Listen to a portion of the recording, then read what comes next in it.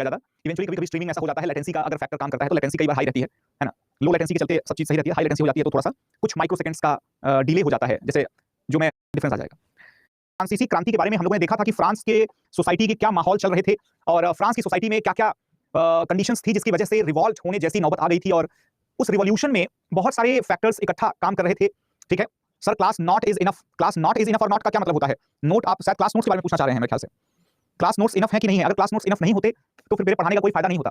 ठीक है, तो अगर आप सेशन रेगुलरली अटेंड कर रहे हैं, क्लासेस अच्छी तरीके से कवर कर रहे हैं, तो जितना आपको बताया जा रहा है उतने से प्लस अगर आपने कुछ भी बेसिक थोड़ा बहुत भी रेफरेंस लिया हुआ है, जो भी मैंने आपको बेसिक्स बताए हैं, हो सकता है स्टडी आईक्यू की तरफ से आपको क्रक्स वगैरह मिलता हो, या हो सकता है कि आप एक बेसिक बुक जो है अर्जुन देव इंद्रादेव की बेसिक किताब जो आती है उसको पढ़ें, तो of course it is enough for general studies, in fact more than enough for general studies. ठीक है, तो ये सब चीजें जो है ना, आप किसी भी टीचर से पूछेंगे कि क्या क्लास नोट्स इनफ है क्या, तो ऐसा वो क्यों कहेगा कि नहीं, मैं जो पढ़ा रहा हूं आप लोगों को, मैं वो तो आधा अधूरा ही पढ़ा रहा हूं, आप लोग अपना अपना देख लीजिए, क्योंकि मैं तो देखो भैया आधा अधूरा ही पढ़ाऊंगा आपको, है ना, आधा अधूरा पढ़ा करके छोड़ देंगे। ठीक है, तो इसी वजह से बोलना चाहिए कि हमारे सवालों के संहिता जी आपको ऑलरेडी 4 मिनट बीते हैं। सेकंड पार्ट को कि जब हम बात करते हैं फ्रेंच रेवोल्यूशन के बारे में, तो कुछ बेसिक चीजें हम लोगों को जो पता होनी चाहिए ऑलरेडी, वो क्या है आइए जान लेते हैं फटाफट से।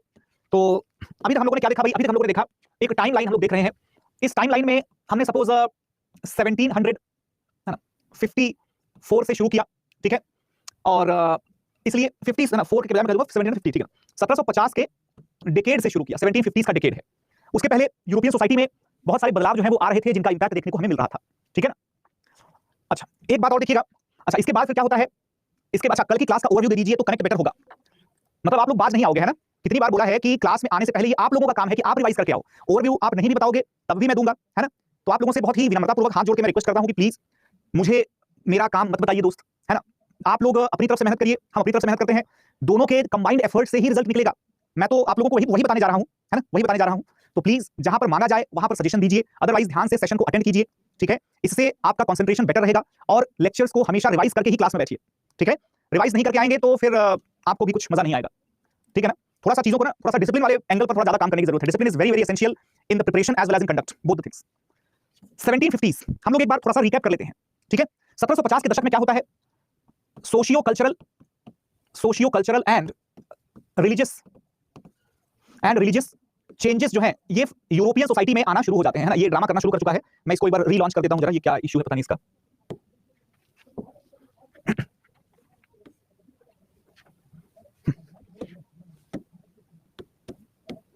ठीक है, 1750 से हम लोग देखते हैं 1750 के दशक में क्या हुआ था भाई? 1750 के दशक में क्या हुआ था? आपका सोशियो कल्चरल और रिलीजियस बदलाव जो है वो बहुत सारे देखने को मिलने लगे थे, रिफॉर्मेशंस हो रहे थे सोसाइटी में। ठीक है, और उसके बाद फिर क्या होता है? उसके बाद फिर दरअसल में आपको फिलोसोफर्स का प्रभाव देखने को मिलता है। 1760-70 के डिकेड में क्या होता है? फ्रेंच फिलोसोफर्स जो हैं, फ्रेंच फिलोसोफर्स आइडियाज या philosophers and ideas, they started impacting the common people, impacted the public. अब फ्रेंच फिलोसोफर्स कौन कौन से लोग हैं ये भी जानना बहुत जरूरी है भाई। जैसे कि कौन कौन से लोग थे फ्रेंच फिलोसोफर्स? तो जॉक या आप देखोगे Jean Jacques Rousseau, Jean Jacques Rousseau. ठीक है,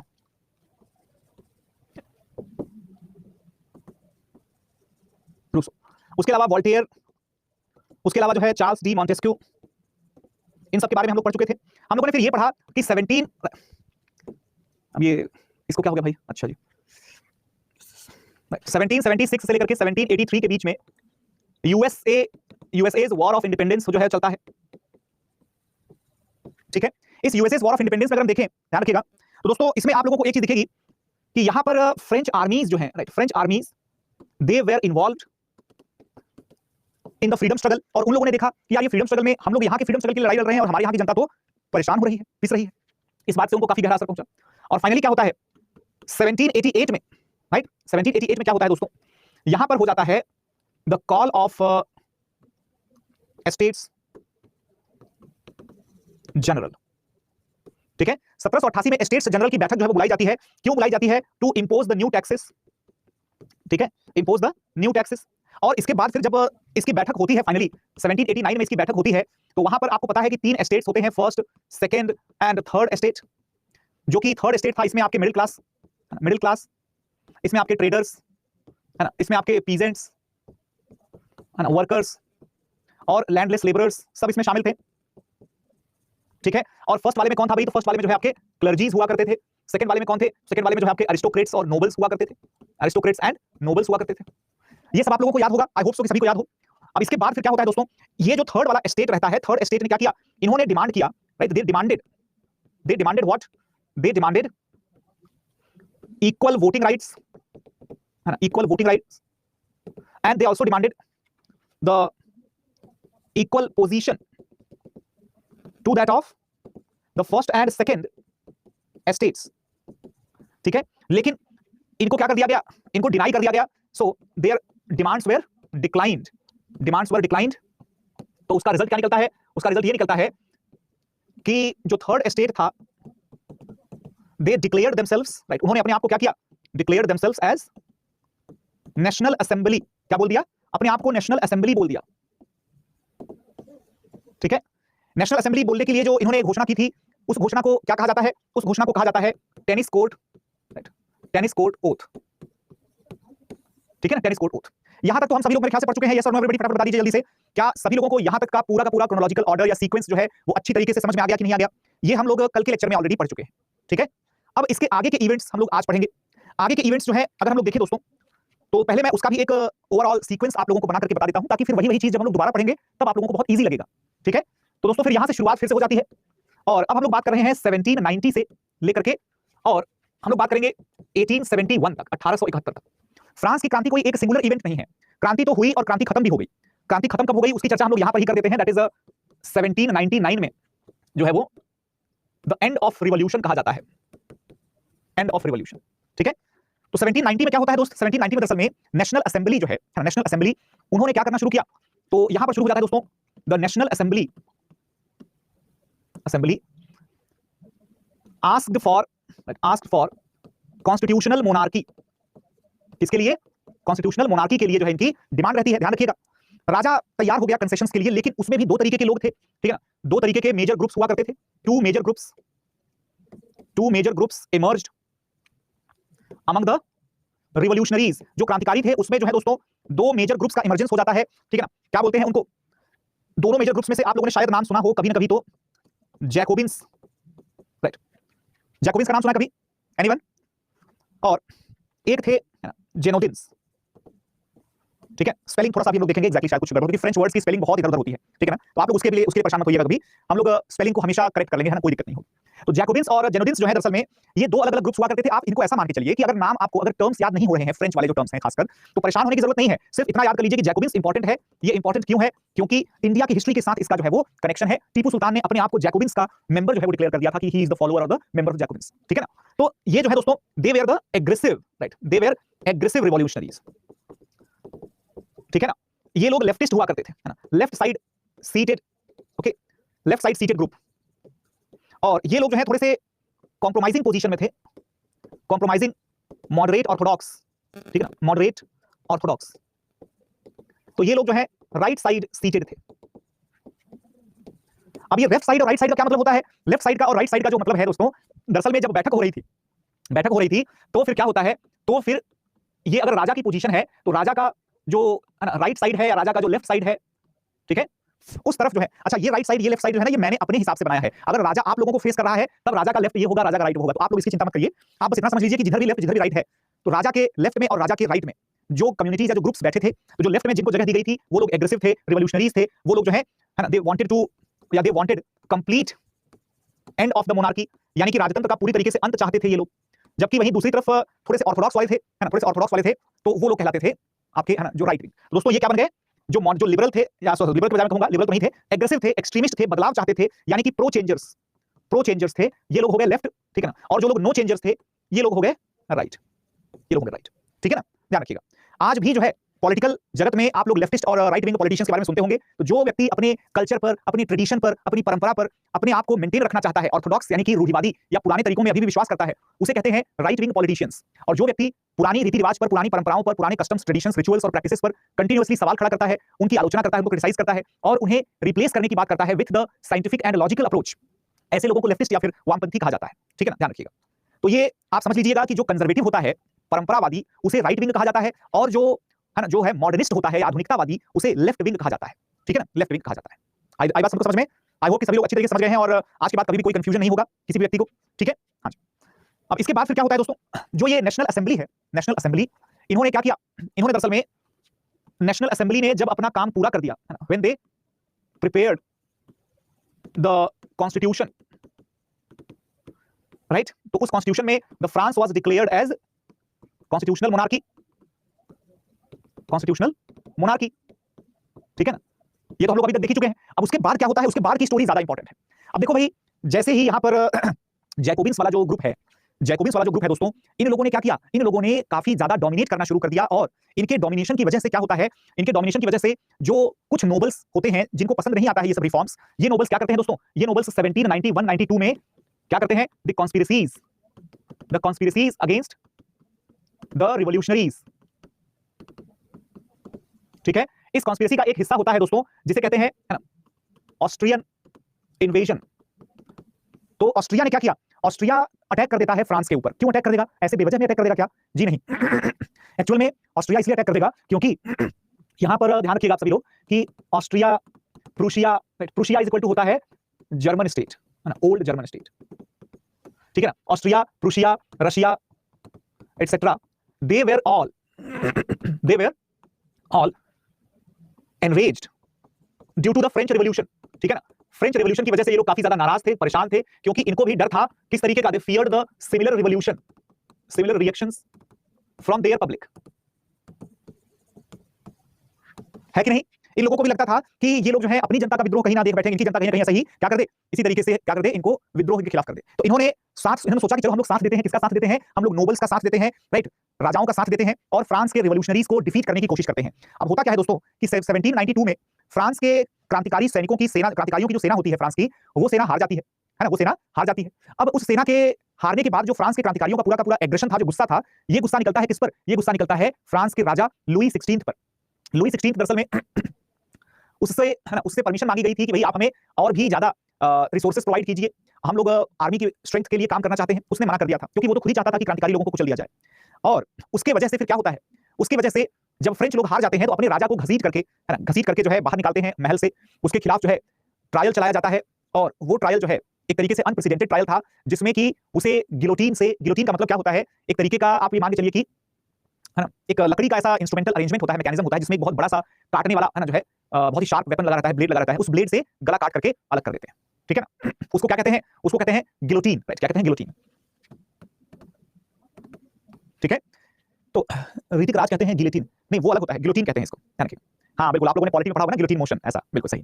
तो ये दरअसल में शुरुआत हो जाती है इस एक घटना के बाद, राजा के समर्थकों को ढूंढ ढूंढ करके काटना शुरू कर दिया गया, और जो कोई anybody whosoever tried to, you know, go against the opinions of the government which was captured or powered by the Jacobins। In Jacobians का नेता कौन था, तो इनका नेता जो है दोस्तों ध्यान रखिएगा, इनके नेता का नाम था रोबेस्पियर, राइट, रोबेस्पियर, ठीक है। अब फ्रेंच लोग यही स्पेलिंग कैसे लिखेंगे, फ्रेंच लोग लिखेंगे ROBESPIERE, डजंट मैटर, कुछ फर्क नहीं पड़ता, ठीक है ना। तो ये जो है दोस्तों रोबेस्पियर ने क्या किया, रोबेस्पियर ने दरअसल में गिलोटीन करना शुरू कर दिया, सभी लोगों को काटना शुरू कर दिया। तो दोस्तों ये 1792 से लेकर के 1792 और 1795 के बीच का जो पूरा का पूरा पीरियड है, हालांकि 93 में ये शुरू हुआ था, याद करिएगा 21 जनवरी 1793 का वो दिन था जिस दिन ये सब शुरू हुआ था। लेकिन वहां से 93 से अगर हम काउंट करना शुरू करें तो इसे हम कहते हैं रीन ऑफ टेरर। क्या कहते हैं, रीन ऑफ टेरर, ठीक है ना। इसी रीन ऑफ टेरर में फ्रांस के क्रांतिकारियों के द्वारा जो भी अधिकार डिक्लेयर किए गए थे दोस्तों, 1791 में क्या किया गया था, दरअसल में 1790 और 91 में जब इनके संविधान को लागू किया जा रहा था, तब इन्होंने एक बड़ा ही ऐतिहासिक डॉक्यूमेंट, एक हिस्टोरिकल डॉक्यूमेंट जिसको कहते हैं the rights of the man, right, rights of the man and the citizen, ये जो है डिक्लेयर किया था। और वहीं जब फीमेल्स ने वही सेम राइट्स मांगने की शुरुआत की तो उनको गिलोटीन में डाल करके उनको काटना शुरू कर दिया गया, ठीक है। धीरे धीरे जनता जो है इस आतंक के राज से बहुत ही ज्यादा त्रस्त हो जाती है, परेशान हो जाती है, और फाइनली क्या होता है दोस्तों, फाइनली जो है 1792 में जब नेशनल असेंबली ने राजा से मदद मांगी थी, राजा ने मदद करने से मना कर दिया था, उसी वक्त दरअसल में दोस्तों नेशनल असेंबली, है ना, वो दरअसल में अपने आप को, जब पुराने सिस्टम से काम नहीं बना, उसने अपने आप को भंग कर दिया। जो लोग नेशनल असेंबली के मेंबर्स थे उन्होंने डिक्लेयर किया कि हमारी नेशनल असेंबली अब से खत्म है, ठीक है ना। अब हम लोग क्या करेंगे, ध्यान रखिएगा दोस्तों, फ्रांस में 3-3 बॉडीज जो है, उसी नेशनल असेंबली से 3-3 बॉडीज बनती हैं, उनका एक अलग सीक्वेंस आप लोगों को ध्यान रखना है। सबसे पहले है आपका जो है थर्ड एस्टेट के बाद फिर आता है नेशनल असेंबली, उसके बाद फिर आता है लेजिस्लेटिव असेंबली, उसके बाद फिर आता है नेशनल कन्वेंशन।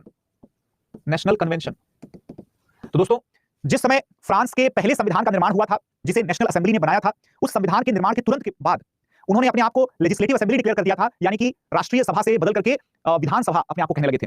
लेकिन जब विधानसभा की बात नहीं सुनी गई राजा के द्वारा, तब विधानसभा ने अपने आप को जो है वो पूरा है ना डिसॉल्व कर दिया और क्या बोल दिया अपने आप को, अब हमारा नया ग्रुप बन गया, उसे क्या बोलेंगे, है ना आपका नेशनल कन्वेंशन बोलेंगे। अब नेशनल कन्वेंशन किस समय से किस समय तक काम कर रहा है, तो दोस्तों याद रखिएगा 1792 से लेकर के और जब तक अगला संविधान नहीं आ जाएगा तब तक कौन काम करेगा, नेशनल कन्वेंशन वहां पर रहेगा। नेशनल कन्वेंशन की सरकार चल रही है। नेशनल कन्वेंशन में किसकी ताकत ज्यादा है, तो जैकोबिन्स की ताकत ज्यादा है। जैकोबिन्स का लीडर कौन है, उसका नाम है रॉबस्पियर।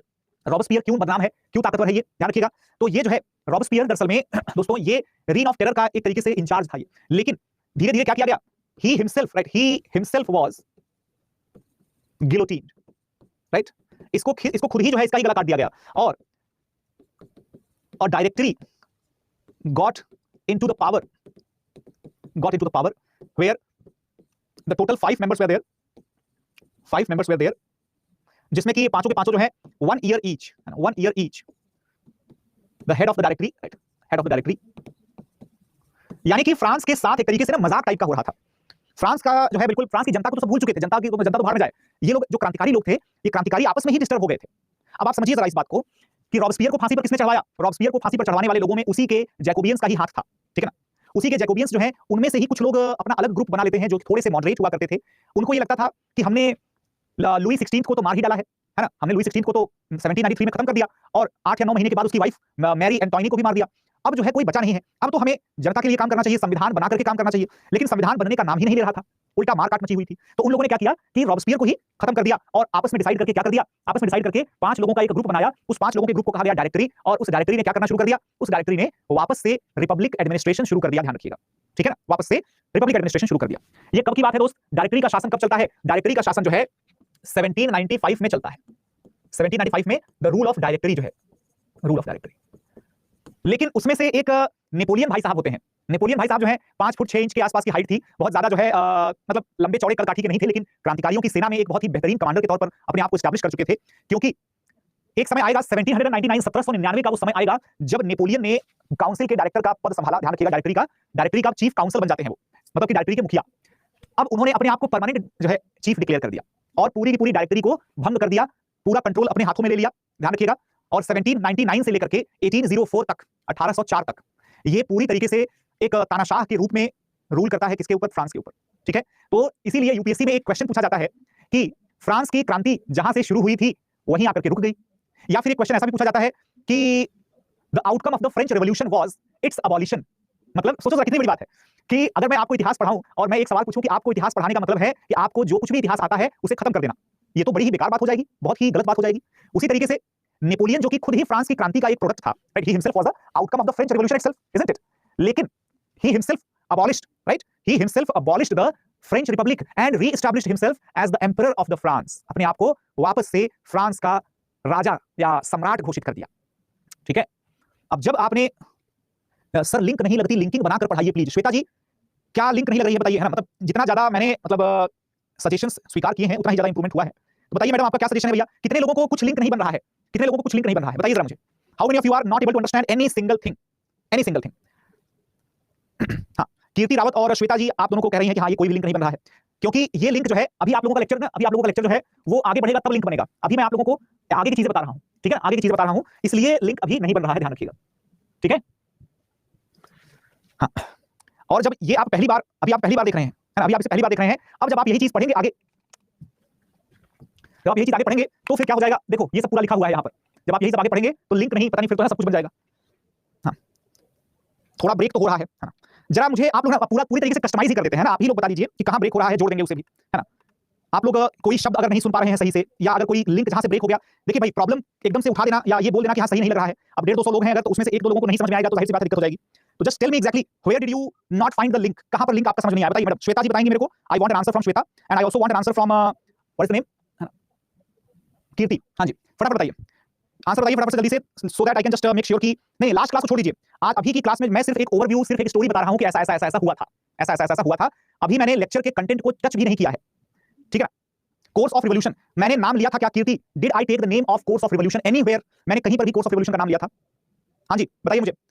आप अगर क्लास के पीछे चल रही हैं या क्लास के आगे चल रही हैं, आपको दिक्कत बिल्कुल भी, है ना, बिल्कुल भी नहीं आएगी। क्यों? क्योंकि आपको समझ में नहीं आएगा। क्लास के साथ अगर, राइट, आप क्लास के साथ अगर हैं, है ना, आप देखिए जरा, वैसे आप सीधी सी बात है भाई, आप इसको देखिए और ये आप लोगों ने पिछली क्लास में पढ़ा है, ये आप लोग जो है आज पढ़ने जा रहे हैं, ये आज पढ़ने जा रहे हैं, ठीक है ना। कि 1790 में क्या हुआ, 91 92 में क्या हुआ, 92 से 95 में क्या हुआ, और 95 के और 99 के बीच में क्या हुआ। यहां पर क्या होता है, यहां पर नेशनल असेंबली बन जाती है, जिसने फ्रांस के क्रांतिकारियों की मदद से संविधान बनाया और फ्रांस को कॉन्स्टिट्यूशनल मोनार्की डिक्लेयर कर दिया और अपने आप को नेशनल असेंबली से लेजिस्लेटिव असेंबली घोषित कर दिया। उसके बाद जब यहां पर लेजिस्लेटिव असेंबली रहती है और उन लोगों ने ऑस्ट्रिया के राजा के द्वारा अटैक करने पर फ्रांस के राजा से मदद मांगी कि हमारी मदद करिए, राजा ने मना कर दिया। तो क्रांतिकारियों के दो ग्रुप्स में से जो एग्रेसिव वाला ग्रुप था उसने राजा को, है ना, मौत की सजा दे दी, और राजा को मौत की सजा देने के बाद नेशनल लेजिस्लेटिव असेंबली को भंग करके नेशनल कन्वेंशन स्थापित कर दिया। और उसके बाद नेशनल कन्वेंशन का दौर जो है वो रीन ऑफ टेरर कहलाता है। इस रीन ऑफ टेरर का मतलब होता है आतंक का काल, जिसमें रॉबस्पियर जो है वो लीड कर रहा था। लेकिन 3 साल के अंदर अंदर सब लोग परेशान हो जाते हैं और रॉबस्पियर के दोस्त ही उसको मार डालते हैं। और उन लोगों ने क्या किया, 5 मेंबर्स का एक डायरेक्टरी बना करके और संविधान के पुनर्निर्माण को शुरू किया। और लेकिन 4 साल बीतते बीतते 1799 में आकर के नेपोलियन जो है वो क्या कर जाता है, नेपोलियन बिकम्स द डिक्टेटर, ठीक है ना। बस यही है, ठीक है ना, यही है। 4 लाइन की बात थी, मेरी गलती है कि जो मैं आप लोगों को इतना एक्सप्लेन करके, इतना फैला करके बता रहा हूं। 4 लाइन की चीज थी, 4 लाइन में बता करके चुपचाप मुझे क्लास के कंटेंट पर आ जाना चाहिए था, ठीक है ना। अब समझा, थैंक यू। इसलिए अब जाकर के इसलिए समझा क्योंकि अब जाकर के आप लोगों ने ध्यान से सुना है, ठीक है ना, गॉट इट। तो प्लीज मैं हर बार यही कहता हूं कि अगर जरा सा इधर-उधर दिमाग आपने घुमाया तो आपकी क्लास चौपट हो जाएगी, ठीक है ना। आगे बढ़ते हैं। मतलब फ्रेंच रिवॉल्यूशन, ठीक है ना, फ्रेंच रिवॉल्यूशन। अच्छा, बहुत स्लो होता है तो लिंक ब्रेक होता है, बहुत स्लो अगर ना हो ना तो बीच में से इवेंट्स उड़ जाते हैं, ठीक है ना, बीच में से इवेंट्स जो है उड़ जाते हैं, ध्यान रखिएगा। फ्रेंच रिवॉल्यूशन दोस्तों, अब क्या क्या होता है फ्रेंच रिवॉल्यूशन में देख लीजिए। अब आपको हर चीज रिपीटेड लगेगी, हर चीज रिपीटेड लगेगी, ठीक है। मैं हमेशा यही काम करता हूं, बच्चों को शुरू में ही इंट्रोडक्शन ही इतना ज्यादा इंट्रोडक्शन दे देता हूं ताकि वो बच्चा जब दोबारा से क्लास को करे तो उसको लगे कि ये तो रिवीजन हो रहा है, ये तो रिवीजन हो रहा है, राइट। लेकिन वही है, अब भाई आजकल जो है लोकतंत्र का जमाना चलता है, तो अब लोकतंत्र में हर किसी का अपना अपना ओपिनियन हो रहा है ना।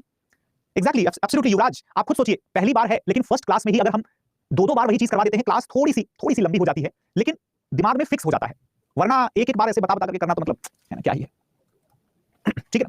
चलो भाई, अब हम लोग जान लेते हैं क्रांति के बारे में। तो सभी लोगों को पूरी स्टोरी का आउटलाइन, पूरी स्टोरी का एक फ्लो पता है। अब फ्लो के बाद हम लोग इवेंट्स की थोड़ा डिटेलिंग देख लेते हैं। दोस्तों ये तस्वीर आप लोगों को समझ में आ रही है, क्या तस्वीर है ये? This is the picture of the storming of the Bastille, storming of the Bastille, ठीक है ना। बास्टिल के दुर्ग के ऊपर आक्रमण कर दिया गया है। This is the picture of the tennis court oath, ठीक है। ये सारी चीजें हैं। तो 1789 से लेकर के 1791 तक का जो है दौर चलता है, उसे कहते हैं the tenure of national assembly, ठीक है। नेशनल असेंबली क्या होता है? नेशनल असेंबली दोस्तों, थर्ड एस्टेट जो था उन्होंने अपने आप को क्या कर दिया, उन्होंने ही अपने आप को नेशनल असेंबली डिक्लेयर कर दिया और ये कह दिया कि अब जो है हमारा अधिकार है रूल करने का, लुई 16 का पूरा मनमानी नहीं चलेगा, ठीक है।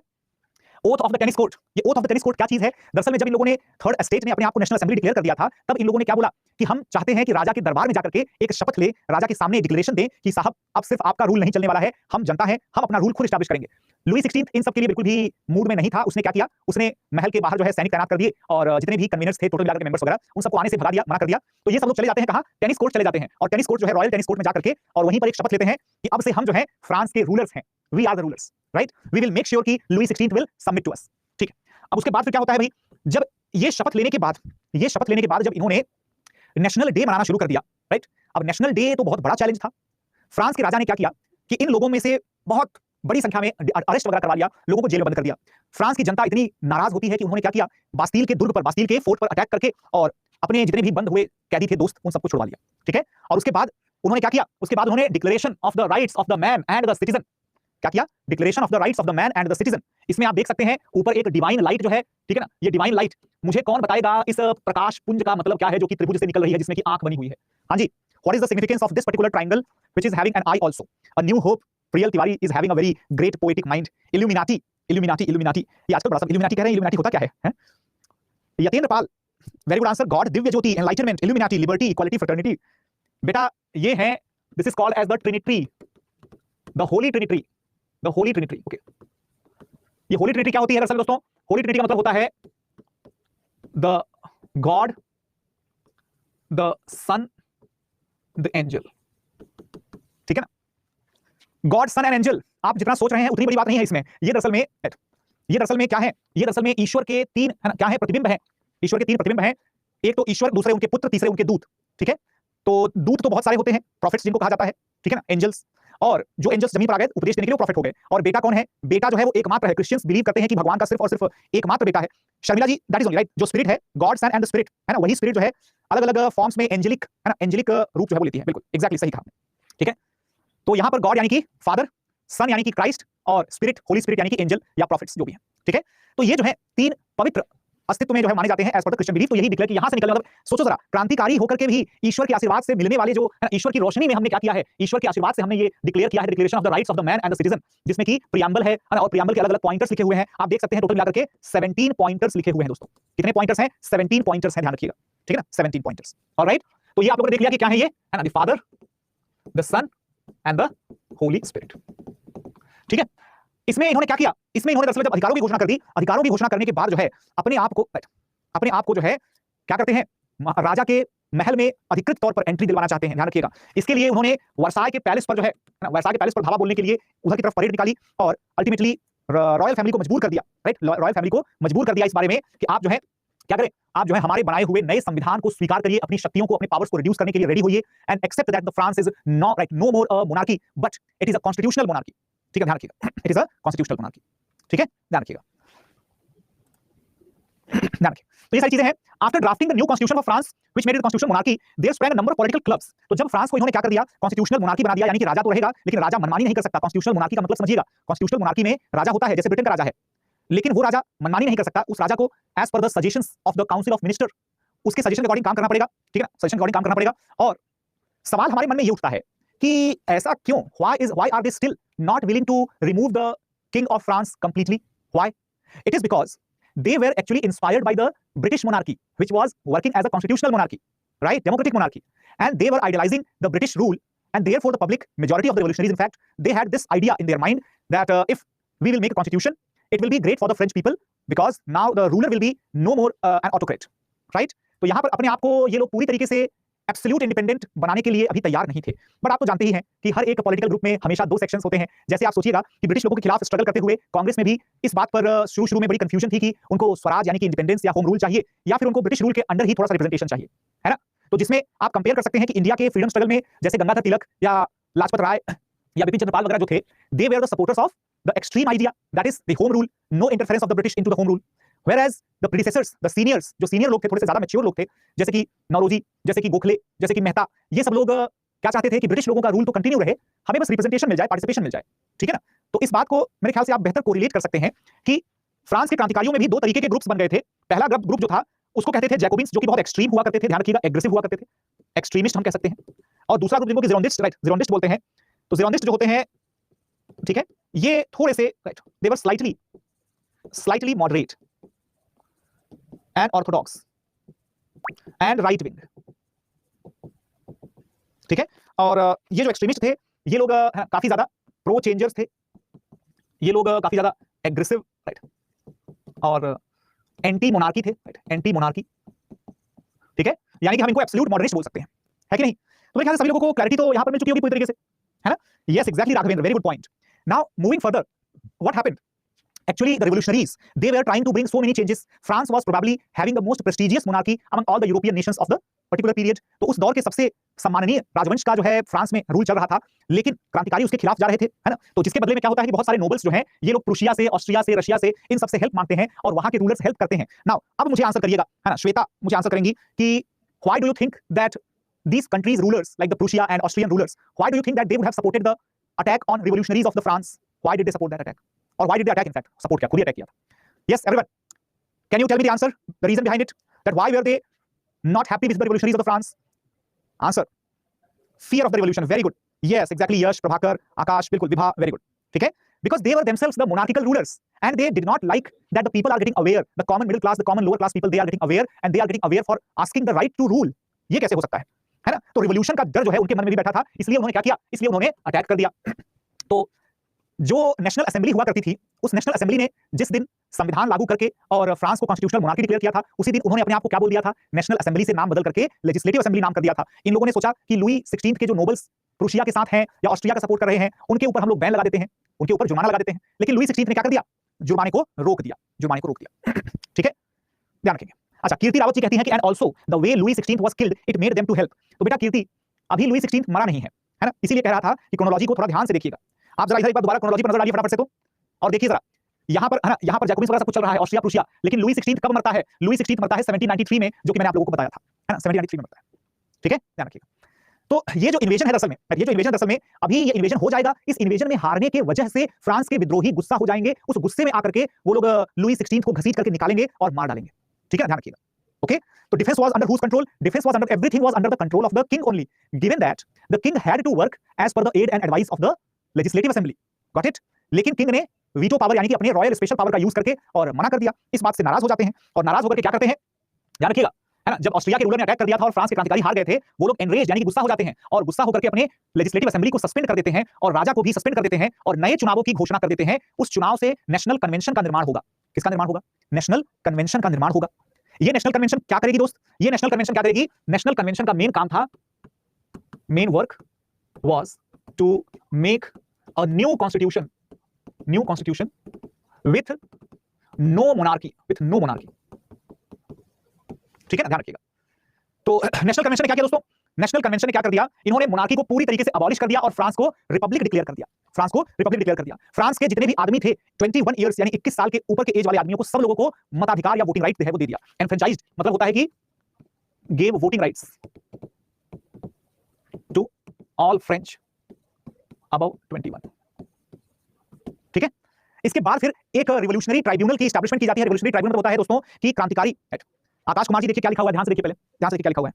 ऑल फ्रेंच मेन, है ना, वुमेन की बात नहीं हो रही है यहाँ पर, वुमेन के लिए ये लोग कुछ भी नहीं समझ रहे हैं, वुमेन को ये लोग कुछ भी नहीं समझते थे, ध्यान रखिएगा। ठीक है, तो यहाँ पर फिर जो रिवोल्यूशनरी ट्राइब्यूनल है, दरअसल में रिवोल्यूशनरी ट्राइब्यूनल का मतलब होता है कि क्रांतिकारियों की विशेष अदालत जो है उसकी स्थापना की गई थी। क्यों स्थापना की गई थी दोस्त? क्योंकि सभी के सभी जो अपोनेंट हुआ करते थे, जो भी रिपब्लिक के खिलाफ जाएगा उसके साथ एक ही सलूक किया जाएगा जो सलूक किंग लुई 16 के साथ किया गया था 21 जनवरी 1793। Louis 16 he was गिलोटिन्ड। ठीक है, लुई 16 को मार डाला गया। अब सवाल ये खड़ा होता है कि यार ये बताइए कि ये जो राजा की सेना थी, ये लोग क्या कर रहे थे? क्या क्रांतिकारी इतने ताकतवर थे कि राजा की सेना से भी ज्यादा ताकतवर थे क्या? तो आप ऐसा मान के चलिए कि जैसे ईस्ट इंडिया कंपनी की सेना ने विद्रोह कर दिया, तो उस सेना में कौन है? उस सेना में वही लोग तो हैं, नॉर्मल कॉमन लोग, हमारे गांव देहात के लोग, वही लोग हैं। तो ईस्ट इंडिया कंपनी क्या कर लेगी? अब हम ये तो नहीं सोच सकते कि ईस्ट इंडिया कंपनी की सेना कैसे लड़ेगी। तो आर्मी जो है, they were themselves the common people only, they were helping the revolutionaries rather than the king. थोड़े बहुत आर्मी वाले जो है वो किंग के साथ भी थे, but they were useless people. Effectively the more powerful section of the French army that was with the revolutionaries. वो क्रांतिकारियों के साथ जो है आर्मी थी, ध्यान रखिएगा। ठीक है ना, तो लुई 16 का किस्सा हो गया खत्म और क्या शुरू हो गया? रीन ऑफ टेरर शुरू हो गया दोस्तों, ध्यान रखिएगा। रीन ऑफ टेरर में क्या होता है? रीन ऑफ टेरर में बहुत ही मतलब क्रूएल फेज होता है, बहुत क्रूएल फेज होता है।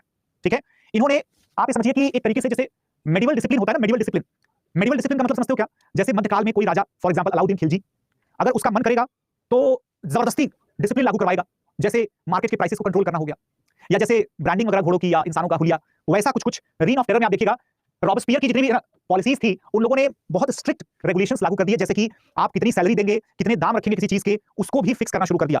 समझिएगा जरा, मीट और ब्रेड यानी कि जो मीट बिकता था, जो ब्रेड बिकता था, उसकी राशनिंग हो रही थी। किसानों को मजबूर किया गया कि जो भी उनका उत्पादन होता है वो शहरों में जाएगा और जो सरकार ने दाम तय किए हैं उन्हीं दामों पर बेचा जाएगा। इतना ही नहीं, मैदे के प्रयोग पर रोक लगा दी गई। मैदा महंगा आता था तो मैदे के फ्लोर जो है उपयोग पर रोक लगा दी गई और क्या बोला गया? आप सभी लोगों के लिए, मतलब सभी नागरिकों के लिए जो होल व्हीट ग्रेन है, होल व्हीट ग्रेन जो है वो उसके बने हुए लोफ खाने पड़ेंगे। यानी कि कौन सा ब्रेड खाना पड़ेगा? जो कि होल व्हीट का बना हुआ ब्रेड है। आज आज उल्टा जमाना चलता है, आज होल व्हीट का बना हुआ ब्रेड महंगा आता है, मैदे वाला ब्रेड सस्ता आता है। लेकिन उस जमाने में मैदा मतलब कि थोड़ा कॉस्टली चीज थी, तो इसीलिए होल व्हीट का जो ब्रेड है वो सस्ता था, तो उसको बोला कि सस्ते वाला ब्रेड बिकेगा और ये वाला है ना नहीं खाएंगे। इसके अलावा सभी तरीके के फ्रीडम ऑफ स्पीच और जो भी फ्रीडम ऑफ एड्रेसल था, ध्यान रखिएगा दोस्तों, किसी भी प्रकार के जो है फ्रीडम ऑफ स्पीच को, उसको भी रेगुलराइज कर दिया गया, फ्रीडम को भी डिफाइन कर दिया गया कि सोचो इतना ज्यादा, किसी को सर नहीं बोला जाएगा, किसी को मैडम नहीं बोला जाएगा, सभी को सिटीजन बोला जाएगा। दोस्तों याद करिएगा, ये वही जमाना चल रहा है 1793 से लेकर के और 1795 तक का जमाना चल रहा है। क्या ये वही टाइम, सेम टू सेम वही टाइम नहीं है क्या, जब 1792 से 1799 के बीच में टीपू सुल्तान जो है अपने आप को सिटीजन टीपू कहता है? Citizen Tipu, do you remember that? Yes everybody, सब लोगों को याद होगा मेरे ख्याल से, इंडियन हिस्ट्री में आपने पढ़ा होगा सिटीजन टीपू, है ना। तो सिटीजन टीपू क्यों कहता है, उसका कारण यहां छुपा हुआ है, उसका रीजन जो है वो यहां छुपा हुआ है। ठीक है, चर्चेस को भी सोचो जरा, सभी चर्च लोगों को, चर्च को बंद करवा दिया गया, चर्च लोगों को बंद करके और चर्च को बैरकों में बदल दिया या सरकारी ऑफिसेस में बदल दिया। ठीक है ना, yes follow me. Tree of liberty भी एस्टैब्लिश किया था, जैकोबिन क्लब, वो सब हम लोग बात नहीं करेंगे क्योंकि वो टीपू का है ना, जस्ट एक मैंने नाम ले लिया, अदरवाइज नहीं भी लेते तो चल जाता। ठीक है, तो क्योंकि वो सब चीजें आप लोग ऑलरेडी पढ़ चुके हैं हिस्ट्री में है बहुत अच्छे से, तो आई थिंक वो अच्छे से क्लियर भी होगा। दोस्तों इतना आप लोगों को क्लियर हो गया होगा कि किस तरीके से इन्होंने रिलीजन वगैरह को बिल्कुल साइड लाइन कर दिया था। रिलीजन में चर्च को पूरी तरीके से बंद कर दिया, फ्रांस में चर्चेस को बंद करके उन्होंने वहां पर मिलिट्री के ऑफिस और जो है अपने सरकार के ऑफिस खोल दिए। ठीक है ना, ही और शी वाला सिस्टम जो है बंद करके सभी को सिटीजन के नाम से बोला जाने लग गया। कितने में अनाज बिकेगा, कितने में गेहूं चावल बिकेगा, कितने में मीट बिकेगा, हर चीज का दाम फिक्स कर दिया गया। ठीक है, किसी भी तरीके की कोई भी पर्सनल प्रॉपर्टी जमा करने की कोई भी कोशिश नहीं करेगा, रोक लगा दी गई। ऑलराइट, फ्रीडम ऑफ स्पीच जो है उसको सरकार ने फिक्स कर दिया, फाइनलाइज कर दिया कि ये फ्रीडम ऑफ स्पीच इतनी आप सभी को अलाउ की जाएगी। यानी कि कुल मिलाकर के लोग अब सांस भी जो है सरकार से पूछ करके लेंगे। इसी वजह से दरअसल में क्या होता है, इसी वजह से 1795 में दोस्तों क्या हो जाता है, 1795 में रॉबस्पियर को गिलोटीन कर दिया जाता है, उसको मार डाला जाता है और रॉबस्पियर के बाद जो है ध्यान रखिएगा रॉबस्पियर के बाद जो है वो शुरू होता है the rule of directory, rule of directory, ठीक है। हाँ, जैकोबिन क्लब का मेंबर भी था वो अरविंद पालीवाल जी, बिल्कुल सर, बिल्कुल सही कह रहे हैं आप, है ना। सो रेवोल्यूशनरी जो है दोस्तों, रेवोल्यूशनरी ट्रिब्यूनल्स दरअसल में इसको सस्पेंड कर दिया गया था, याद करिएगा। नेशनल कन्वेंशन, वो लोग, उनका काम क्या था? उनका काम था संविधान बनाने का, लेकिन नेशनल कन्वेंशन संविधान बनाने की बजाय अभी तक क्यों रुकी हुई थी? क्योंकि जैकोबिन क्लब वालों ने, नेशनल कन्वेंशन के मेंबर्स पूरी तरीके से जैकोबिन क्लब वाले मेंबर्स ही थे और उन लोगों को तो आतंक मचाने में मजा आ रहा था, तो संविधान क्यों बनाएंगे भला? लेकिन जब आपस में फूट पड़ गई तब जाकर के संविधान बनाने की याद आती है उनको, और उन्होंने क्या किया? उन्होंने फाइनली जो है संविधान एक बना करके दिया। उस नए संविधान के द्वारा क्या किया गया? नए संविधान के द्वारा French Republic, first French Republic की स्थापना होती है। और उस फ्रेंच रिपब्लिक ने क्या किया? उन्होंने पुराने सिस्टम को डिसॉल्व कर दिया, ठीक है, और उसके बाद डायरेक्टरी की स्थापना करवाई। डायरेक्टरी जो है दोस्तों, इसमें 5 एग्जीक्यूटिव मेंबर होंगे जिनके पास जो है लेजिस्लेटिव पावर्स रहेंगी, ध्यान रखिएगा, सॉरी, एग्जीक्यूटिव पावर्स रहेंगी, और जिनके पास जो लेजिस्लेटिव पावर्स होंगी, वो लेजिस्लेटिव पावर्स किसके पास रहेगी? 2 अलग-अलग हाउसेस बनेंगे, ध्यान रखिएगा। 2 different houses will be there which will be making the laws, ठीक है। यानी काफी कुछ जैसे आजकल का सिस्टम होता है कि एग्जीक्यूटिव, लेजिस्लेचर और जुडिशरी, ठीक है। ये सिस्टम कब स्टार्ट हुआ? ये सिस्टम स्टार्ट हुआ 1795 में। क्या बोलते हैं इसको? इसको कहते हैं डायरेक्टरी रूल इन फ्रांस। आई बात सबको क्लियरली समझ में, ठीक है ना। तो फाइनली डेट क्या है दोस्तों? This 26 of October 1795 the convention declared itself dissolved and the directory took the charge of the French government. So there began the first French Republic. Okay, 1795. All right everyone, यहां तक तो मेरे ख्याल से किसी को कोई भी डाउट नहीं है। अब इसके बाद डायरेक्टरी का रूल इतना घटिया, इतना बेकार, मतलब जनता ने जितनी मेहनत से क्रांति की थी, पूरी की पूरी मेहनत डूब गई थी। फ्रांस की सेना का मोराल डाउन था, फ्रांस के लोगों को कुछ समझ में नहीं आ रहा था, फ्रांस के लोग जो हैं पूरी तरीके से डिवास्टेट हो चुके थे। ऐसे सूरत में, ऐसे कंडीशन में उनके सामने आता है एक हीरो, और आप तो जानते ही हैं कि ये जो हीरो बनकर के आते हैं ना, ये लोग बड़े खतरनाक लोग होते हैं। जनता जिस टाइम पर बहुत ही डाउन रहती है, बहुत ही लो फील करती है, डिप्रेशन में जी रही होती है, उस टाइम पर एक भी सिंगल आदमी अगर उनको ऐसा दिख गया जिसके पास एक नया विजन है, एक नई एनर्जी है, एक नया कैपेबिलिटी नजर आता है, उस आदमी के ऊपर अपना 110% ट्रस्ट जो है वो पब्लिक दिखा देती है। मसीहा, बिल्कुल सही, बिल्कुल ठीक है। तो ये वही आदमी था जिसका नाम क्या था? जिसका नाम था नेपोलियन बोनापार्ट। नेपोलियन बोनापार्ट के बारे में बहुत सारे किस्से, कहानियां, बहुत सारी स्टोरीज हैं। जैसे कि एक स्टोरी मैं आपको बताऊं कि इवन दो नेपोलियन एक बड़ा ही बहादुर पुरुष था, महिला बोल रहा हूं सॉरी, लेकिन बहादुर पुरुष होने के बावजूद महिलाओं के साथ उसके रिलेशंस जो है बहुत अच्छे नहीं रहते थे। मतलब आमतौर पर यूरोप की सोसाइटी में एक चीज बहुत कॉमन हुआ करती थी कि जो भी राजा या जो भी कमांडर्स जो हैं वो बहुत ही ताकतवर, बहुत ही बहादुर हुआ करते थे, वो ढेर सारी शादियां भी करते थे। नेपोलियन का लेकिन किस्सा थोड़ा सा अलग है। इसकी जो पहली वाइफ थी जिसका नाम था जोसेफीन, राइट, क्या नाम था? जोसेफीन नाम था। जोसेफीन जो है इससे तो शादी करती ही करती है, राइट। इसको जिसने हराया था बैटल ऑफ वाटरलू में, बैटल ऑफ वाटरलू दरअसल में नेपोलियन का अंतिम महान युद्ध कहा जाता है। 1815 में नेपोलियन जो है उस युद्ध में हारने के बाद उसका लाइफ उसकी खत्म, मतलब एक तरीके से जिंदा तो रहता है लेकिन वो जो उसका ठाठ बाट था वो खत्म था, ठीक है ना। तो नेपोलियन जो है उसकी वाइफ आर्थर वेलेस्ली के साथ भी शादी करती है, मतलब इसके साथ डिवोर्स हो जाता है और उसके साथ शादी हो जाती है, ठीक है ना। तो ये जो है उसने बाकायदा किताबों में मेंशन किया हुआ है कि ये जो है आदमी शुरू में बड़ा रोमांटिक था, इसने बड़े लंबे लंबे लव लेटर्स लिखे हुए हैं, इसको देख करके कोई सोच नहीं सकता कि इतना ज्यादा क्रूएल हो जाएगा, इतना ज्यादा फियर्स योद्धा बन जाएगा, है ना। लेकिन ये जो है अल्टीमेटली इसका एक इवोल्यूशन हो जाता है। He became absolutely great warrior. इसके साथ इसकी वाइफ्स एक ने नहीं बल्कि दोनों, तीनों, जितने भी थी, 3 मतलब वाइफ्स इंपॉर्टेंट थी, तो सभी ने लगभग इसके साथ जो है वो चीट ही किया। हालांकि ये भी कोई दूध के धुले नहीं थे भाई साहब, इन्होंने भी काफी सारी चीटिंग्स की हैं। लेकिन जब ये चीटिंग खा गए उसके बाद, ठीक है ना, तो ये जितना ज्यादा पर्सनल लाइफ में ये खुन्नस में रहता था, उतना ही ज्यादा इसकी पॉलिसीज में उसका रिफ्लेक्शन नजर आता है, ठीक है ना। महिलाओं के खिलाफ जो इतना जहर उगला है भाई ने, उस जहर का सबसे बड़ा रीजन ये है कि इसके साथ रोमांटिकली बहुत गलत हुआ, ठीक है ना। हालांकि हिस्टोरियंस इस बात को सिर्फ और सिर्फ मजे के लिए ही बस डिस्कस करते हैं, लेकिन आप सब तो जानते ही होंगे, आप सभी को इस बात पर मेरे ख्याल से एग्री भी होने में दिक्कत नहीं होगी कि कोई भी इंसान जो भी पॉलिसी बनाता है, जो भी आइडियाज या आइडियोलॉजी जो भी उसकी रहती है, उसमें उसके साइकोलॉजिकल हेल्थ का, उसकी अपब्रिंगिंग का बहुत ज्यादा असर देखने को मिलता है, ठीक है ना, बहुत ज्यादा असर देखने को मिलता है। तो ये आदमी जो है कहीं ना कहीं फीमेल राइट्स को लेकर के बहुत ज्यादा इनसेंसिटिव था, बहुत ही ज्यादा इनसेंसिटिव था, जिसकी वजह से क्या होता है, जिसकी वजह से कहीं ना कहीं, या फिर जो किसकी वजह से हो सकता है, जो कि इसके पर्सनल कह सकते हैं ना, फीलिंग्स या पर्सनल इसके एक्सपीरियंसेस की वजह से भी हो सकता है। दिस माइट बी, या नंबर 1 तो personal, right. Number 2 contemporary society, जो फ्रांस की क्रांति हुई थी उसके बारे में मैं आपको बता दूं कि फ्रांस की क्रांति में सही पूछा जाए तो मेडिवल जो मेंटालिटी वाले लोग थे, उस क्लास के लोगों को हटा करके मॉडर्न मेंटालिटी वाले लोगों ने डोमिनेट किया था। लेकिन उनकी जो सारी की सारी मॉडर्निटी थी वो इकोनॉमी में वही तक आकर रुक गई थी। कल्चरल मॉडर्निटी जो है, खासकर जेंडर पैरिटी जैसे मामलों पर, they were not at all modern, ठीक है ना। तो ये सब थोड़ा मल्टी डायमेंशनल अप्रोच है जो आप लोगों को थोड़ा ध्यान में रखना चाहिए। तो नेपोलियन का उदय होता है एक मिलिट्री लीडर के तौर पर, जो कि 1799 में एक तख्ता पलट कर देते हैं और अपने आप को फर्स्ट काउंसिल डिक्लेयर कर देते हैं। ध्यान रखिएगा, इसने एक नया संविधान बना दिया। अब सोचो जरा, ये तीसरा संविधान, 10 साल के अंदर अंदर 3 बार संविधान बदल गया, और आजकल कुछ लोग कहते हैं कि संविधान जो है वो ब्रह्म वाक्य बन चुका है, उसे बदला नहीं जा सकता, और वगैरह वगैरह। आप देख रहे हैं फ्रांस कैसे एक्सपेरिमेंट कर रहा था। ये भाई साहब जो है एक नया संविधान बनाते हैं जिसमें डायरेक्टरी तो रहती है, लेकिन अपने आप को फर्स्ट काउंसिल परमानेंटली बना देते हैं, और उसके बाद एक सीनेट बनाते हैं जो कि संविधान तैयार करेगी, है ना, और संविधान का मीनिंग डिसाइड करके इनको आजीवन, पूरी लाइफ के लिए फर्स्ट काउंसिल बना देते हैं, ठीक है, फर्स्ट काउंसिल बना देते हैं। ध्यान रखिएगा, ओके एवरीवन। तो यहां तक सब लोगों को क्लियर हो गया होगा। अच्छा, एक बात और भी है, नेपोलियन के दौर में आप समझिएगा, नेपोलियन के दौर में इतनी ज्यादा चीजों में बदलाव देखने को मिला कि फ्रेंच आज भी उसे अपना हीरो मानते हैं, despite the so called drawbacks in his perceptions और his overviews. The French regard him as the hero, as the builder और maker of the modern France. आधुनिक फ्रांस का निर्माता भी उसे कहा जाता है, ठीक है ना। उसके बनाए हुए सिस्टम्स, उसके बनाए हुए इंफ्रास्ट्रक्चर, उसकी बनाई हुई इंस्टीट्यूशंस जो हैं आज भी फ्रांस में थ्राइव कर रही हैं, एग्जिस्ट कर रही हैं, ठीक है। अब जैसे कि आकाश कुमार जी कुछ कहते हैं, सर वुमेन के पास राइट नहीं है पर इसकी वाइफ के पास कैसे सब डाइवोर्स के राइट हैं। तभी तो भैया ने क्या किया था, इसी वजह से तो नेपोलियन भैया ने डाइवोर्स लेने के अधिकार पर रोक लगा दी थी महिलाओं को, है ना, डाइवोर्स नहीं मिलेगा। क्योंकि खुद उसका उनका कुल मिलाकर के उनकी लाइफ में ठुकरा के मेरा प्यार, है ना, बहुत सारे इंतकाम देखेगी, ऐसा मतलब बहुत कॉमन था। इवन दो हालांकि हिस्टोरिकली इतना ग्रेट पर्सनालिटी माने जाते हैं, बट आप सभी को पता है कि जब महात्मा गांधी की जो उनको क्रिटिसाइज किया जा सकता है, जब लोग राम के परसेप्शन पर सवाल उठा सकते हैं, तो ऐसा कोई भी हिस्टोरिकल इंडिविजुअल नहीं है जिसके अंदर किसी तरीके का कोई फ्लॉ या किसी तरीके की कोई कमी ना रही हो, और ऐसा भी कोई नहीं है जिसके अंदर कोई भी अच्छी बात ना रही हो। अच्छाई बुराई जैसी कुछ भी चीज नहीं होती है, हमेशा सिर्फ और सिर्फ क्या होता है, परसेप्टिव इंटरप्रिटेशन होता है। कंटेम्प्रेरी सोसाइटी, कंटेम्प्रेरी पब्लिक के लिए क्या अच्छा होता है वही अच्छा है, उस दौर का अच्छा आज का बुरा हो सकता है, ठीक है। तो जैसे नेपोलियन ने, देखो नेपोलियन ने उस दौर की एडमिनिस्ट्रेशन में, उस दौर के जो है फिस्कल पॉलिसी में, एजुकेशन में, पब्लिक इंफ्रास्ट्रक्चर में, रिलीजियस पॉलिसी, कॉन्स्टिट्यूशनल फ्रेमवर्क, हर एक फील्ड में नेपोलियन ने बदलाव किए। जब वो बदलाव नेपोलियन ने किए थे, उन बदलावों को बहुत ही ज्यादा बेकार माना जाता था। उस जमाने में बहुत परेशान थे लोग उसके तानाशाही से बड़े परेशान थे। लेकिन लोग मतलब कौन परेशान था, फ्रांस की जनता परेशान नहीं थी, उसके दुश्मन परेशान थे। फ्रांस की जनता तो दीवानी थी उसकी, पागल थी। नेपोलियन को बहुत पसंद करती थी फ्रांस की पब्लिक, क्योंकि आप समझिए जरा, फ्रांस की वही पब्लिक जिसको कुचला जा रहा था, जिसको रोटी के लिए तरसना पड़ रहा था, वही फ्रांस की पब्लिक जिसको आए दिन खून खराबे, मार और दंगे से गुजरना पड़ता था, उसी फ्रांस की पब्लिक को नेपोलियन ने एक बड़ा ही रेजिलिएंट, बड़ा ही जबरदस्त स्ट्रॉन्ग फ्रांस का एक एम्पायर बना करके रख दिया। इससे क्या पता चलता है कि पब्लिक नाराज भी क्यों नहीं है नेपोलियन से। इससे ये पता चलता है कि दरअसल में जनता ने विद्रोह किया था लुई 16वें के खिलाफ। वो विद्रोह क्यों किया था दोस्त? इसलिए विद्रोह नहीं किया था कि जनता को एकदम से डेमोक्रेसी का मतलब समझ में आ गया था, जी नहीं।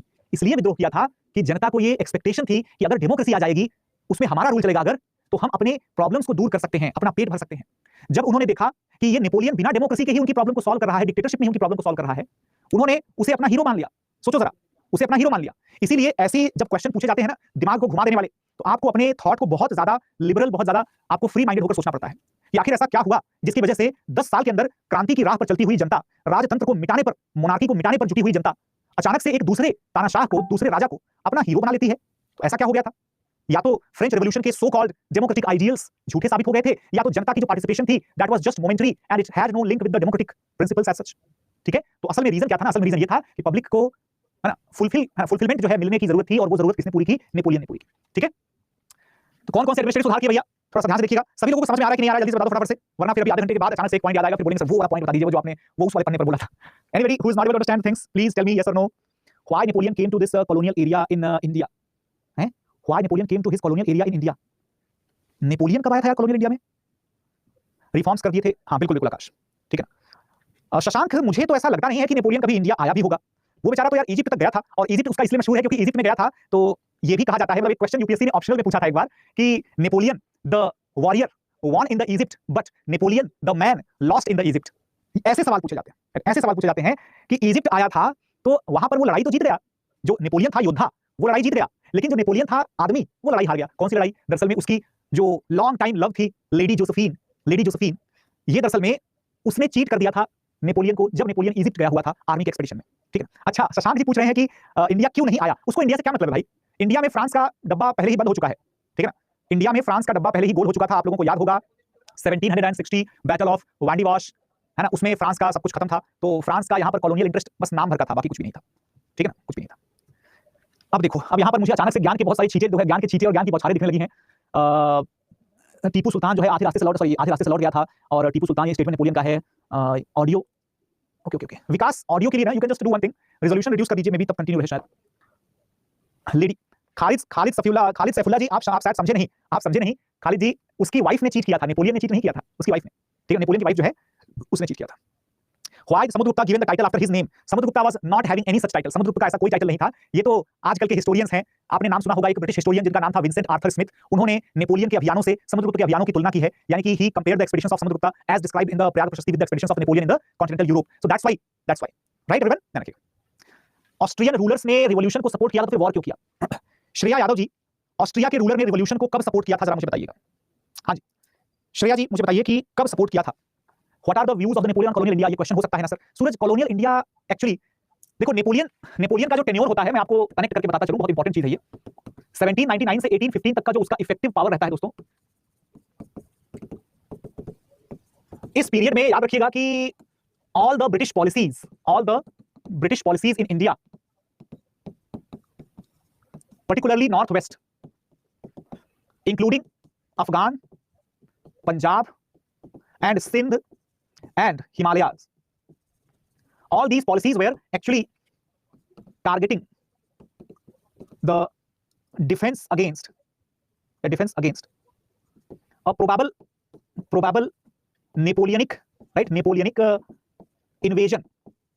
तो ब्रिटिश लोगों को ऐसा लगता जरूर था कि जो है हो सकता है नेपोलियन अटैक कर दे, क्योंकि दोस्तों एक समझौता भी हुआ था नेपोलियन का रशिया के साथ 1807 में, ट्रीटी ऑफ तिल्सित कहते हैं उसको। तो उस समझौते के अंतर्गत रूस और फ्रांस दोस्त बन गए थे। हालांकि बाद में नेपोलियन का दिमाग खराब हो जाता है, तो इसलिए जो है हम लोगों को थोड़ा सा देखना पड़ेगा कि नेपोलियन ने ऐसी कौन-कौन सी गलतियां की जिसके चलते वो हार गया था। Why Napoleon wife is so significant, we need to study about her as well. Kaveri, we don't need to study about her in individual, but we need to know the aspects related to Napoleon's life particularly. इसलिए भी जरूरी है जानना क्योंकि कई बार जो है वो नेपोलियन के जो है ना the views towards the females पर क्वेश्चन पूछा जा सकता है। और इतना ही नहीं, मैं बार-बार उसकी वाइफ का एग्जांपल क्यों दे रहा हूं, क्योंकि उसकी वाइफ जो है वो मैरी एंटोनी से ज्यादा खर्चीली थी, मैरी एंटोनी से ज्यादा वो मतलब कह सकते हैं एम्बिशियस। उस जमाने में एक नेगेटिव टर्म समझा जाता था, आज के जैसा नहीं है। तो उस टाइम पर वो मैरी एंटोनी से ज्यादा एम्बिशियस हुआ करती थी, उससे ज्यादा खर्च करती थी, लेकिन उसके बावजूद भी रॉयल एक्सपेंडिचर को नेपोलियन ने मैनेज कर लिया था। दूसरी चीज की पब्लिक फिर भी नाराज नहीं हो रही थी, जिसका अपोजिट लुई 16 के साथ हो रहा था। तो ये चीजें समझने के लिए हमें उसकी वाइफ के बारे में या उसके हैबिट्स के बारे में जानना थोड़ा इंपॉर्टेंट होता है, ठीक है ना, ध्यान रखिएगा। ऑलराइट एवरीवन, तो एक काम करते हैं, छोटा सा एक ब्रेक ले लेते हैं, उसके बाद हम लोग नेपोलियन की पॉलिसी और उसके डाउनफॉल के बारे में पढ़ेंगे। आज का यही टॉपिक रहेगा, ठीक है ना। तो लेट्स हैव अ ब्रेक। 7:34 हो रहा है, तो 7:34 से लेकर के और 7:46 PM, ठीक है।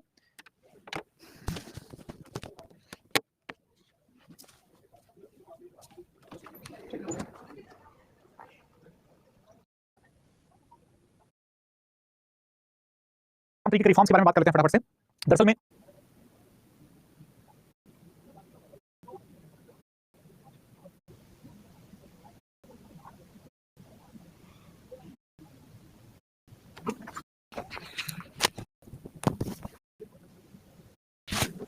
सेवन 46 हो रहे हैं।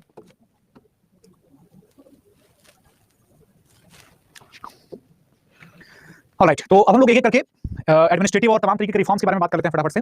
दरअसल में एडमिनिस्ट्रेटिव रिफॉर्म्स, एकेडमिक रिफॉर्म्स, काफी सारे रिफॉर्म्स किए थे नेपोलियन ने, हम लोगों ने देखा था। एडमिनिस्ट्रेटिव हो गया, fiscal policy, academic policy, religious constitutional reforms.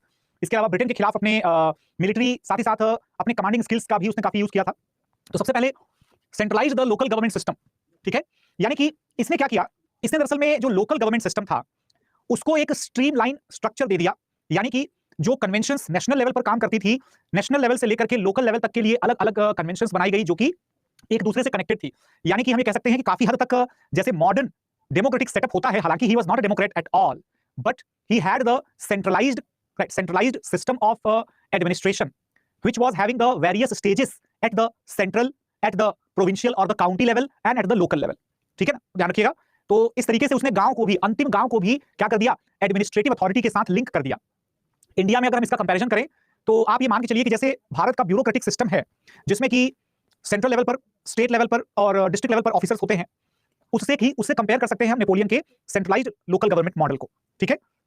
होता क्या है, if the elective bodies placed the allegiance to the central government, वही चीज जो मैंने आपसे बोला कि सेंट्रल गवर्नमेंट का है जो है लिंक, उसका लिंक जो है लोकल लेवल तक बना दिया, ठीक है ना। ये सेंट्रल और ये जो है आपका प्रोविंशियल और ये जो आपका है ना रूरल या अर्बन, यानी कि लोकल। तो आप लोगों ने फ्रेंच काउंटीज का नाम सुना होगा, है ना। अगर बेसिक्स आपने एनसीईआरटी वगैरह से पढ़ा हुआ है, अगर नहीं पढ़ा हुआ तो अलग बात है, अगर पढ़ा हुआ है तो आपने काउंटीज वगैरह का नाम सुना होगा। तो फ्रेंच काउंटीज तक जो है वो नेपोलियन के सेंट्रल कोर्ट से कनेक्टेड थी। इसके अलावा दोस्तों इन्होंने प्रीफेक्ट और सब प्रीफेक्ट जो है नाम के अधिकारियों को अपॉइंट किया, जो कि डायरेक्टली नेपोलियन को रिपोर्ट करते थे, ठीक है ना, डायरेक्टली नेपोलियन को रिपोर्ट करते थे। अभी परफेक्ट जो है हम जिसको कहते हैं, यहाँ पर प्रीफेक्ट जो है, इनके बीच में कोई रिलेशन है क्या ऐसा?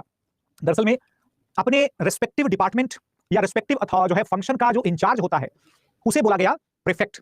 ये इंचार्जेस किसी पर्टिकुलर लोकेलिटी के भी इंचार्ज हो सकते थे, किसी पर्टिकुलर एरिया के, प्रोविंस के, मिनिस्ट्री के इंचार्ज हो सकते थे, ठीक है। So they were basically the officials who were under the direct command of Napoleon himself. Therefore wherever they were appointed, they exactly worked under the directives issued by Napoleon. Therefore there was an immediate impact of the Napoleonic policies all over the country. पूरे देश में कहीं पर भी कोई भी prefect जो है वो रूल करेगा, वो नेपोलियन की पॉलिसी के अकॉर्डिंग ही डिसाइड करेगा, वही फैसले लेगा। फॉर एग्जांपल, अगर मैं आपसे एक एग्जांपल दूं कि भाई जैसे प्रेजेंट में अगर गवर्नमेंट ऑफ इंडिया है, गवर्नमेंट ऑफ इंडिया जिस आइडियोलॉजी को फॉलो करती है या जिस पार्टी की सरकार है वो जिस आइडियोलॉजी को फॉलो करती है, अगर उस पार्टी की आइडियोलॉजी को पूरे देश में लागू करना हो तो सबसे बेस्ट तरीका क्या है, सारे के सारे जो गवर्नमेंट मशीनरीज हैं, गवर्नमेंट फंक्शनरीज हैं, उस पर सेम आइडियोलॉजी को फॉलो करने वाले लोग अगर बैठ जाएं तो धीरे धीरे क्या हो जाएगा, धीरे धीरे पूरी देश की आइडियोलॉजी वैसी ही हो जाएगी। नेपोलियन ये चीज उस समय ही जानता था और उसने वही काम किया। इसके अलावा सरकार ने ही जो है मेयर्स तक और क्रिमिनल कोर्ट के जजेस तक जो है, ध्यान रखिएगा, अपॉइंट किए थे। यानी कि लोकल लेवल पर भी जो डिस्पैच ऑफ जस्टिस था या फिर एग्जीक्यूटिव रिस्पांसिबिलिटी थी, ये सारी की सारी चीजें एडमिनिस्ट्रेशन से लेकर के, जुडिशरी से लेकर के और इवन लेजिस्लेशन से लेकर के हर चीज अल्टीमेटली सेंटर से ही कंट्रोल की जाती थी। यानी हम ये कह सकते हैं कि ये काफी अलग किस्म का डिक्टेटरशिप था, है ना। आप इसे कंपेयर कर सकते हैं मौर्यन या फिर अशोक वगैरह के टाइम का जो एडमिनिस्ट्रेटिव सिस्टम था उसके साथ कंपेयर कर सकते हैं, जहां पर कोई चुनाव के द्वारा जीत करके तो नहीं आएगा, लेकिन हर लेवल पर रिस्पॉन्सिबल कैंडिडेट को बिठाया जाएगा। हर लेवल पर जो है सीधा राजा की जो है रीच, सीधा राजा की लिमिट जो है वो पहुंच जाएगी। यानी कि every single person was made answerable for their responsibilities. ठीक है Aditya? So most of the democratically elected governments they do it. The difference is that the democratically elected governments they appoint such people on the basis of their popularity, या फिर अगर bureaucratic appointments होती भी हैं तो भी पॉपुलर कैंडिडेट्स जो हैं वो सुपीरियर माने जाते हैं ब्यूरोक्रेटिक कैंडिडेट्स के कंपैरिजन में। बट नेपोलियन के टाइम पर ऐसा कोई इलेक्टेड कैंडिडेट वाला सिस्टम नहीं चल रहा था, सीधा डायरेक्ट अपॉइंटमेंट वाला सिस्टम चलता था। लेकिन उसके सबसे बेहतरीन जो रिफॉर्म्स थे दोस्तों, वो फिस्कल सेक्टर में आते हैं। उसने बैंक ऑफ फ्रांस को एस्टैब्लिश किया 1802 में। फ्रांस का पहला मॉडर्नाइज्ड फाइनेंशियल ऑर्गेनाइजेशन जो है, आप लोगों को याद होगा फ्रेंच ईस्ट इंडिया कंपनी कब एस्टैब्लिश हुई थी दोस्तों? तो 1664 का टाइम था, ठीक है ना। 1668 में वो इंडिया में फ्लोट करते हैं, पहली बार लैंड करते हैं। लेकिन उसके एस्टैब्लिशमेंट में क्या होता है, सबसे बड़ा रोल था फ्रेंच गवर्नमेंट का। लेकिन यहां पर भी गवर्नमेंट का ही रोल है, लेकिन दोनों में डिफरेंस किस चीज का है? वहां पर गवर्नमेंट के स्टेक होल्डर्स जो हैं वो प्रॉफिटियरिंग के लिए शामिल थे, यहां पर रेगुलेशन के लिए शामिल हैं। दोनों में डिफरेंस है। प्रभाकर कुमार जी, इलेक्टिव बॉडीज तो थी। इलेक्टिव बॉडीज और इलेक्टेड बॉडीज का थोड़ा सा डिफरेंस होता है दोस्त। इलेक्टेड बॉडीज का मतलब होता है जनता के द्वारा चुनी गई, और इलेक्टिव का मतलब होता है कि कुछ चॉइसेस दिए गए थे, उसमें से चुनिंदा लोगों को बिठा दिया गया अथॉरिटी के द्वारा। जैसे इलेक्टिव सब्जेक्ट होता है, मतलब लिमिटेड चॉइस होती है, 3 या 4 सब्जेक्ट्स की लिमिटेड चॉइस है, उसमें से एक हमने डिसाइड कर लिया, वो इलेक्टिव हो गया। लेकिन इलेक्शन का मतलब कि जितने भी सब्जेक्ट्स हो सकते हैं उसमें से चुना जाए, यानी चॉइस की बात है। तो रेंज ऑफ द चॉइसेस जो है that was limited in the period of Napoleon. Got it Prabhakar? But that was a good question, right? Very good question. तो दोस्तों, बैंक ऑफ फ्रांस को उसने इंट्रोड्यूस कर दिया। उसके अलावा उसने एक और मॉडर्न सिस्टम को इंट्रोड्यूस कर दिया, that was very very important. दुनिया भर में सोचिएगा, दुनिया भर में जो मॉडर्न टैक्सेशन सिस्टम जो लगता है, सेंट्रलाइज्ड टैक्सेशंस, आपको याद होगा मेडिवल पीरियड की खास बात क्या थी? मेडिवल पीरियड की खास बात क्या थी दोस्त? लोकल लेवल पर लगने वाले टैक्सेस सबसे इंपॉर्टेंट, सबसे ज्यादा और सबसे कॉमन थे। सेंट्रल लेवल पर तो टैक्स का पैसा नीचे से होता हुआ पहुंचता था कि लोकल ने कलेक्ट किया, फिर अपने खर्चे निकाले, फिर जो बच गया उसको ट्रांसफर कर दिया, यही होता था ना। सेंट्रल लेवल पर टैक्स लगा करके सीधा वसूली करना, और जो बच जाए उसे दे देना लोकल वालों को, स्टेट वालों को, प्रोविंस वालों को, उसे दे देना अपने प्रीफेक्ट्स को। ये सिस्टम आज के टाइम का सबसे कॉमन सिस्टम है। हालांकि आप जानते हैं कि धीरे धीरे फिर से हम लोग डिसेंट्रलाइजेशन की तरफ ही जा रहे हैं, जहां हम लोग स्टेट्स को ज्यादा से ज्यादा पावर और अथॉरिटी देने की भी जो है सपोर्ट करते हैं उसका। बट नेपोलियन ने वो सिस्टम स्टार्ट किया जो कि लगभग सेकेंड वर्ल्ड वॉर के बाद तक बना रहा, ठीक है, ध्यान रखिएगा। तो सेंट्रलाइज्ड टैक्सेशन सिस्टम इसने स्टार्ट किया था ताकि एफिशिएंट इकोनॉमिक स्टेबिलिटी जो है वो मेंटेन की जा सके। इसके अलावा इसने बजट को वापस से रीशेप किया, और जिस ट्रेडिंग क्लास की, मिडिल क्लास की कमर टूटी हुई थी, उसको सही करने का काम नेपोलियन ने कर दिया। सूरज कुमार जी लिखते हैं पेसा एक्ट और पंचायती राज। पेसा एक्ट और पंचायती राज ये दोनों ऐसी चीजें हैं जिसका मुझे लगता तो नहीं है कि इनमें से किसी के साथ कोई कनेक्शन हो सकता है। हाँ, ये जरूर है कि कॉन्स्टिट्यूशनल रिफॉर्म्स के साथ अगर हम कंपेयर करेंगे, उसमें भी पेसा जो है वो तो बहुत ही अलग चीज है भाई, बहुत अलग चीज है। उसका नेपोलियन से कहां कनेक्शन करने बैठ गए आप, है ना। डिसेंट्रलाइज्ड सिस्टम जो है, हाँ, पेसा को आप छोड़ दीजिए, पेसा एक एक्सेप्शनल चीज है। जिसको नहीं पता हो पेसा क्या चीज है, तो Panchayati Raj extension to the scheduled areas act है वो, ठीक है ना। तो वो इंडिया के कॉन्स्टिट्यूशन की एक स्पेसिफिक चीज है, मतलब यहां पर नहीं है, ठीक है। फिस्कल रिफॉर्म्स के बाद अब आते हैं जहां नेपोलियन ने कुछ ज्यादा अच्छा काम कर दिया। फिस्कल में और पॉलिटिकल में कोई उतना बहुत बड़ा तोप नहीं मार लिया था उसने, मतलब जैसा था वैसा ही था, थोड़ा बहुत बदलाव कर लिया था। लेकिन दोस्तों, ये जो 1801 में है ना कॉन्कॉर्ड जो है उसने इशू किया ना, ये बहुत ही ज्यादा इंपॉर्टेंट है। क्यों? पोप पायस 7 के साथ उन्होंने क्या किया? एक समझौते पर दस्तखत किए और अपनी राष्ट्रीय सरकार को मान्यता मिलवा दी। आपको याद होगा दोस्तों, आपको याद होगा लुई 14 का जो पीरियड था, उसके पीरियड में है ना the souring of the relations with church,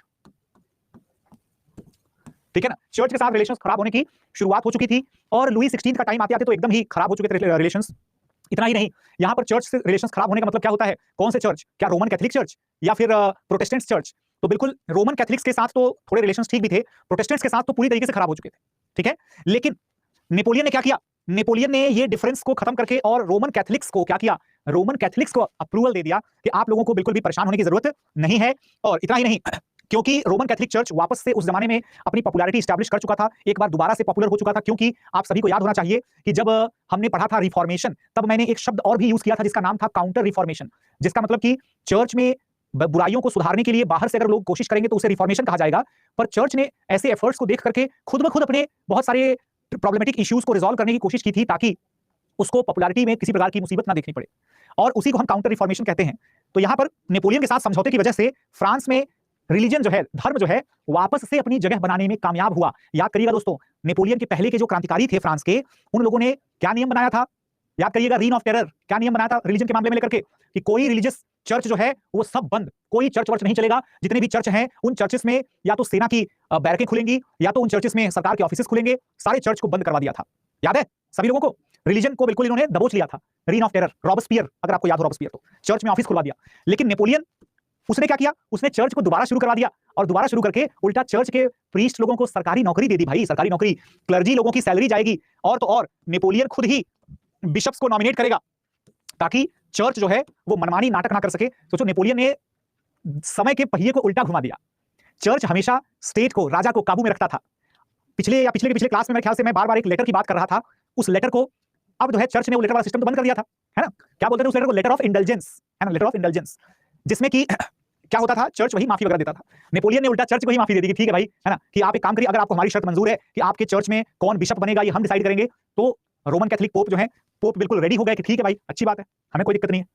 तो इस तरीके से नेपोलियन ने फ्रांस के अंदर जो है रिलीजन को भी अपने कंट्रोल में कर लिया, और उसके बाद सभी जनता को उसने रिलीजियस फ्रीडम या धार्मिक स्वतंत्रता और म्यूचुअल टॉलरेंस या पारस्परिक सहिष्णुता, ऐसे वैल्यूज को भी उसने बढ़ाने की कोशिश की। अब आप कहेंगे कि सर ये तो डेमोक्रेटिक वैल्यूज है। ये डेमोक्रेटिक वैल्यूज तो है, लेकिन ये पॉपुलर वैल्यूज हैं, पब्लिक वैल्यूज हैं। कोई भी तानाशाह अगर थोड़ा सा ठीक ठाक है तो उसे किसी के धर्म से कोई दिक्कत नहीं होती है, लेकिन कुछ तानाशाह जो धार्मिक तानाशाह होते हैं उनको धर्म से बहुत दिक्कत होती है। नेपोलियन जो है वो पॉलिटिकल डिक्टेटर था, रिलीजियस डिक्टेटर नहीं था। ठीक है, अब सबसे बड़ा काम नेपोलियन का वो है नेपोलियनिक कोड। नेपोलियनिक कोड, आप कह सकते हो कि एक तानाशाह होने के बावजूद उसने एक बड़ा ही इंस्पिरेशनल कॉन्स्टिट्यूशन बना दिया। ठीक है ना, बड़ा ही इंस्पिरेशनल कॉन्स्टिट्यूशन बना दिया। जैसे कि सिविल कोड जो है उसने इंट्रोड्यूस किया 1804 में, और जितने लोगों को जन्म के आधार पर विशेष छूट मिलती थी, विशेष व्यवस्थाएं मिलती थी, उन सबको खत्म करके कानून के सामने समानता, इक्वालिटी बिफोर लॉ का कॉन्सेप्ट जो है उसने इंट्रोड्यूस कर दिया। Equality before law. ठीक है ना, गॉट इट एवरीवन? तो मेरे ख्याल से ये सभी लोगों को क्लियर हो गया होगा कि equality before law which was one of the demands of the French revolution, equality, है ना, लिबर्टी, इक्वालिटी, फ्रेटर्निटी। तो दोस्तों इसने, आप देखिएगा जरा, इसने जो है लिबर्टी को इसने क्या कर दिया? ग्रैब कर लिया। लिबर्टी को इसने जकड़ दिया। लिबर्टी को जकड़ करके फिर क्या कर रहा है? ये फ्रेटर्निटी को बढ़ावा दे रहा है, भाईचारे को बढ़ावा दे रहा है।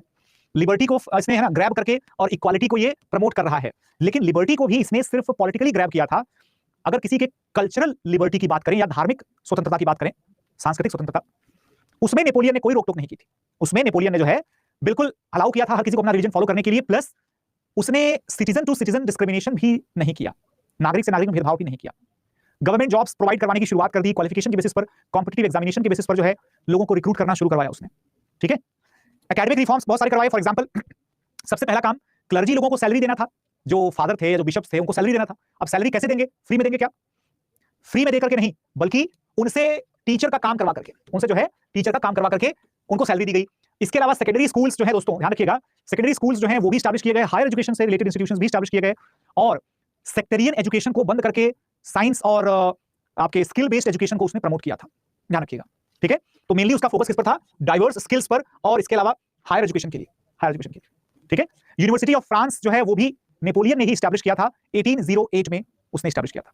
ठीक है, इसके अलावा दोस्तों वो फ्रांस की साइंटिफिक सोसाइटी का खुद को उसने मेंबर भी बनाया था, और वेट्स एंड मेजरमेंट्स डिसाइड करने के लिए जो स्पेशलाइज्ड कमेटी बनाई गई थी, है ना, उस कमेटी को भी, मतलब उसका कह सकते हैं कि कहीं ना कहीं उसका भी जो फाउंडेशन है वो नेपोलियन के टाइम पर ही हुआ था, क्योंकि उसके पहले फ्रांस में जो वेट्स एंड मेजरमेंट का सिस्टम था वो काउंटी बाय काउंटी वेरी करता था। जैसे भारत में नहीं क्या, आप देखिए कि भारत के गांव में पहले मन, सेर, पसेरी, धरा, है ना, अलग अलग वेट्स के यूनिट हुआ करती थी।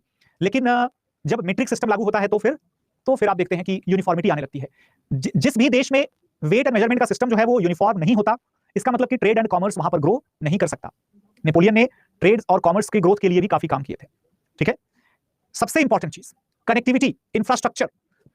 कनेक्टिविटी और इंफ्रास्ट्रक्चर की अगर बात करें, उसने पूरे के पूरे फ्रांस में, यहां तक कि अगर देखा जाए तो आज जो फ्रांस की राजधानी है पेरिस, आप सब जानते हैं कि वर्साय जो है वो लुई राजाओं की राजधानी हुआ करता था।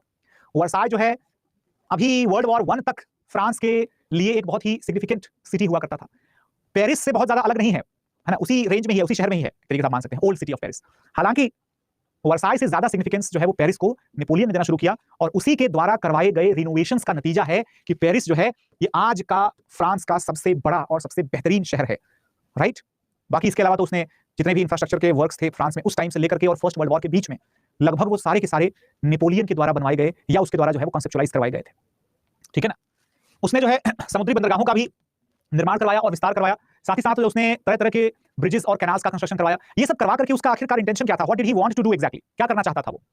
उसके पीछे दोस्तों उसका इंटेंशन था ज्यादा से ज्यादा रेवेन्यू जनरेट करके ज्यादा से ज्यादा मिलिट्री कैंपेन्स को कंडक्ट करना, और उस कैंपेन की मदद से और भी देशों को फ्रांस के अंदर इंक्लूड कर लेना। इससे उसका बेनिफिट क्या हो रहा था, इससे फ्रांस की जनता उसे और पसंद करती थी। आप जानते हैं कि एक बार अगर साम्राज्यवाद यानी इंपीरियलिज्म, अगर एक बार किसी को इंपीरियलिज्म का चस्का लग गया तो वो छुटाई नहीं छूटता है जल्दी। जैसे कि चाइना, आज आप देखिए कि चाइना जो है वो हर एक लेवल पर क्या करता है, कंट्रोल करने की कोशिश करता है। पड़ोसियों के एरिया में एंटर करता रहेगा, या फिर किसी को अगर मनी लैंड करेगा तो उसके रिसोर्सेज को ग्रैब करने लगेगा। एब्जॉर्प्टिव नेचर का देश बन चुका है, ठीक है ना। एक्सपेंशन पॉलिसी और मिलिट्री पॉलिसी क्या थी, आकाश कुमार जी? एक्सपेंशन पॉलिसी और मिलिट्री पॉलिसी क्या थी, उस पर हम लोग अभी डिस्कशन करेंगे, ठीक है। Got it? आप मतलब टॉपिक अच्छा याद दिलवा देते हैं ना, नहीं तो मैं तो भूल ही जाता टॉपिक उसको, है कि नहीं। अभी न्यू मैप इंट्रोड्यूस किया है, बिल्कुल बिल्कुल, मतलब ये यही एंथुसियाज्म जो है ना, ये एंथुसियाज्म ये बताता है कि हमारा जो अटेम्प्ट है वो बिल्कुल है ना, बिल्कुल शिद्दत वाला है। गुड। वैसे अगर आप नहीं भी बताते तो भी मैं जरूर डिस्कस करता है ना। एंड ऑफ नेपोलियन की अगर बात करें दोस्तों, एंड ऑफ नेपोलियन के पीछे दरअसल में दो बहुत बड़े फैक्टर्स थे, बहुत बड़े फैक्टर्स। ये थे उसका नंबर 1 ओवर एम्बिशियस नेचर, और दूसरा जो था उसका एक्सपेंशनिस्ट एंड सुप्रीमेसिस्ट अप्रोच। ये दो उसके सबसे बड़े फैक्टर्स बन जाते हैं। दोस्तों ध्यान रखिएगा, यहां पर जब हम बात करते हैं ओवर एम्बिशियस नेचर की या ओवर एक्सपेंशनिस्ट एटीट्यूड की, दरअसल में नेपोलियन को ये लगता था कि उसके जैसा कमांडर जो है ब्रिलियंट वो कोई है ही नहीं। ये बात इजिप्ट एक्सपेडिशन के बाद से तो लगभग जनता भी मानने लगी थी, और नेपोलियन इस चीज को बहुत प्राउडली डिक्लेयर करता था बाकायदा। अपनी पॉलिसीज को लेकर के बहुत ज्यादा स्टबर्न था, वो बहुत स्टबर्न था उसकी पॉलिसी को लेकर के। इनफैक्ट उसका कॉन्फिडेंस बढ़ता जाता है दोस्तों, जब उसने 1803, 1805, 1806 3 वर्षों में लगातार उसने जो है रशिया को, प्रुशिया को, ऑस्ट्रिया को, यहां तक कि आगे चल करके अभी 1908 में जो है वो 1908 से लेकर के 1910 तक में जो है वो स्पेन को, हर मतलब लगभग पूरे के पूरे यूरोप को उसने एक के बाद एक जो है जो पटखनी दी है। उसका कारण क्या होता है, उसका रीजन क्या है, ऐसी भयानक विक्ट्री, ऐसी तगड़ी सफलता का रीजन क्या है? अरे सॉरी मैंने गलती से 1900 लिख दिया था। हाँ ठीक है, आप सभी समझदार बच्चे हैं, गुड। तो इसमें जो है दरअसल में इसका रीजन क्या है, रीजन इसका यह है दरअसल में कि नेपोलियन के पास जो आर्मी थी ना, वो आर्मी कम थी, वो फैनेटिक नेशनलिस्ट ज्यादा थे। अब आजकल अगर ऐसे शब्द बोले जाएं तो लोगों को बुरा भी लग सकता है। दरअसल में फैनेटिक नेशनलिज्म क्या होता है? फैनेटिक नेशनलिज्म जो होता है, ध्यान रखिएगा, फैनेटिक नेशनलिज्म का मतलब होता है कि आप पूरी तरीके से अपने देश के लिए मरने को तैयार है। You are not even bothered कि आपके परिवार का क्या होगा, किसी और का क्या होगा, सामने वाले का क्या होगा, nothing. You are fighting at an extreme level of the courage and determination, right? Courage और डिटर्मिनेशन से आप लड़ रहे हैं। ये दरअसल में जिस भी सोल्जर में ये एटीट्यूड रहता है, वो सोल्जर अक्सर जीत ही जाता है, ठीक है ना, ध्यान रखिएगा। तो हम ये कह सकते हैं कि नेपोलियन के सोल्जर्स, नेपोलियन की army, they were actually breathing the same spirit as Napoleon himself had done. Okay, जिस माहौल या जिस तन्मयता के साथ नेपोलियन खुद जो है अपने आप को देखता था एकदम मतलब परफेक्ट, सबसे बहादुर, नेपोलियन का हर सैनिक वैसा ही था। इसके अलावा उसने मिलिट्री रिफॉर्मेशंस भी उसने बहुत सारे करवाए, जैसे कि उसने ट्रूप्स के रीऑर्गेनाइजिंग टेक्निक्स को इंप्रूव किया, उसने बटालियंस के साइज को रीस्ट्रक्चर किया, वेपन्स के मॉडर्नाइजेशन पर काम किया, और फास्टेस्ट पॉसिबल रूट्स के लिए उसने नए रास्ते, नई नहरें, सब कुछ बनवा करके मोबिलाइजेशन को इंप्रूव कर दिया। तो नेपोलियन ने क्या क्या किया? नेपोलियन ने आर्मी के बटालियंस को रीस्ट्रक्चर करने की, रीस्ट्रक्चराइज किया, उसको रीऑर्गेनाइज किया, उनके मोबिलाइजेशन को इंप्रूव किया, उनके स्पिरिट, फाइटिंग स्पिरिट को इंप्रूव किया, और उनके आर्म्स और एम्यूनिशंस को भी एडवांस किया, ठीक है ना। तो आर्मी रिफॉर्म्स उसने जो किए हैं, उसका रिजल्ट निकला है कि 10 साल के अंदर अंदर उसने लगभग पूरे यूरोप को रौंद डाला, जहां जहां अटैक किया वहां वहां जीता, ठीक है ना। लेकिन इस परिप्रेक्ष्य में आप लोगों को ध्यान देना पड़ेगा, नेपोलियन के अंत की जो शुरुआत होती है वो कहां से होती है, ध्यान रखिएगा दोस्तों। नेपोलियन के जो अंत की शुरुआत है, दरअसल में जब हम एंड ऑफ नेपोलियन की बात करते हैं, तो इसमें 1807 ट्रीटी ऑफ टिलसित, ठीक है।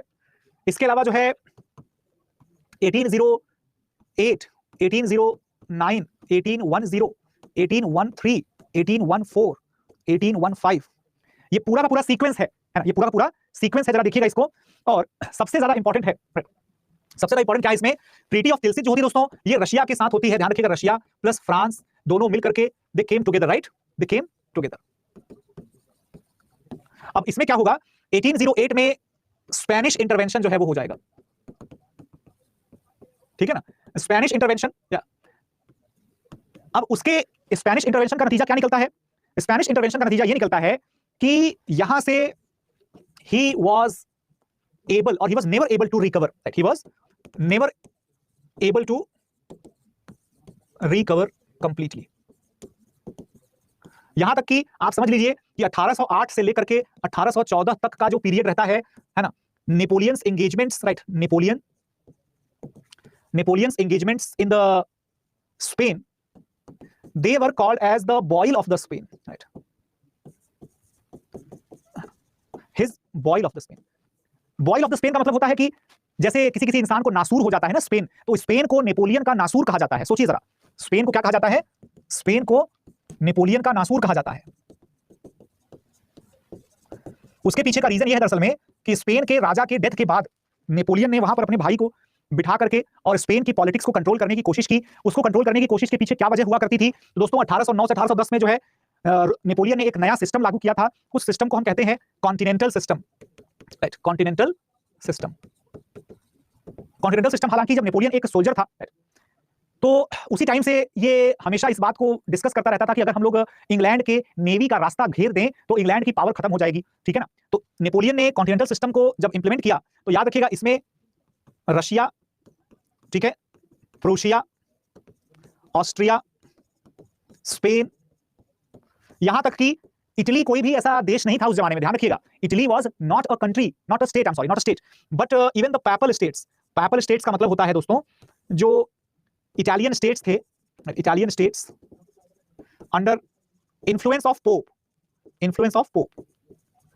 इन देशों ने भी ब्रिटेन के सामानों का, ब्रिटेन के ट्रेड रूट्स का, सबका बहिष्कार करना शुरू कर दिया। यानी यूरोप महाद्वीप, यूरोपियन कॉन्टिनेंट ब्रिटेन के लिए पूरी तरीके से बंद हो गया था। यानी कि लैंड रूट से ब्रिटेन के लिए यूरोप में ट्रेड कर पाना लगभग असंभव हो चुका था। लेकिन उसके बावजूद भी जो है दोस्तों ध्यान रखिएगा that Napoleon could not prevent the British trade in Atlantic. Atlantic में जो है बिल्कुल भी नेपोलियन का एक रत्ती भर का भी प्रभाव नहीं था और जाहिर सी बात है कि वहां पर कुछ भी नहीं कर पाया। लेकिन नेपोलियन के अंत की शुरुआत कहां से होती है, जब 1812 में पोलैंड के इलाके के ऊपर कब्जे को लेकर के नेपोलियन का डिस्प्यूट हो जाता है रशिया के साथ, और रशिया के ऊपर भी वो इन्वेड कर देता है, अटैक कर देता है। रशिया को इसी वजह से क्या कहा जाता है, इसी वजह से इसको कहा जाता है, ध्यान रखिएगा, 1812 नेपोलियंस रशियन एक्सपेडिशन, है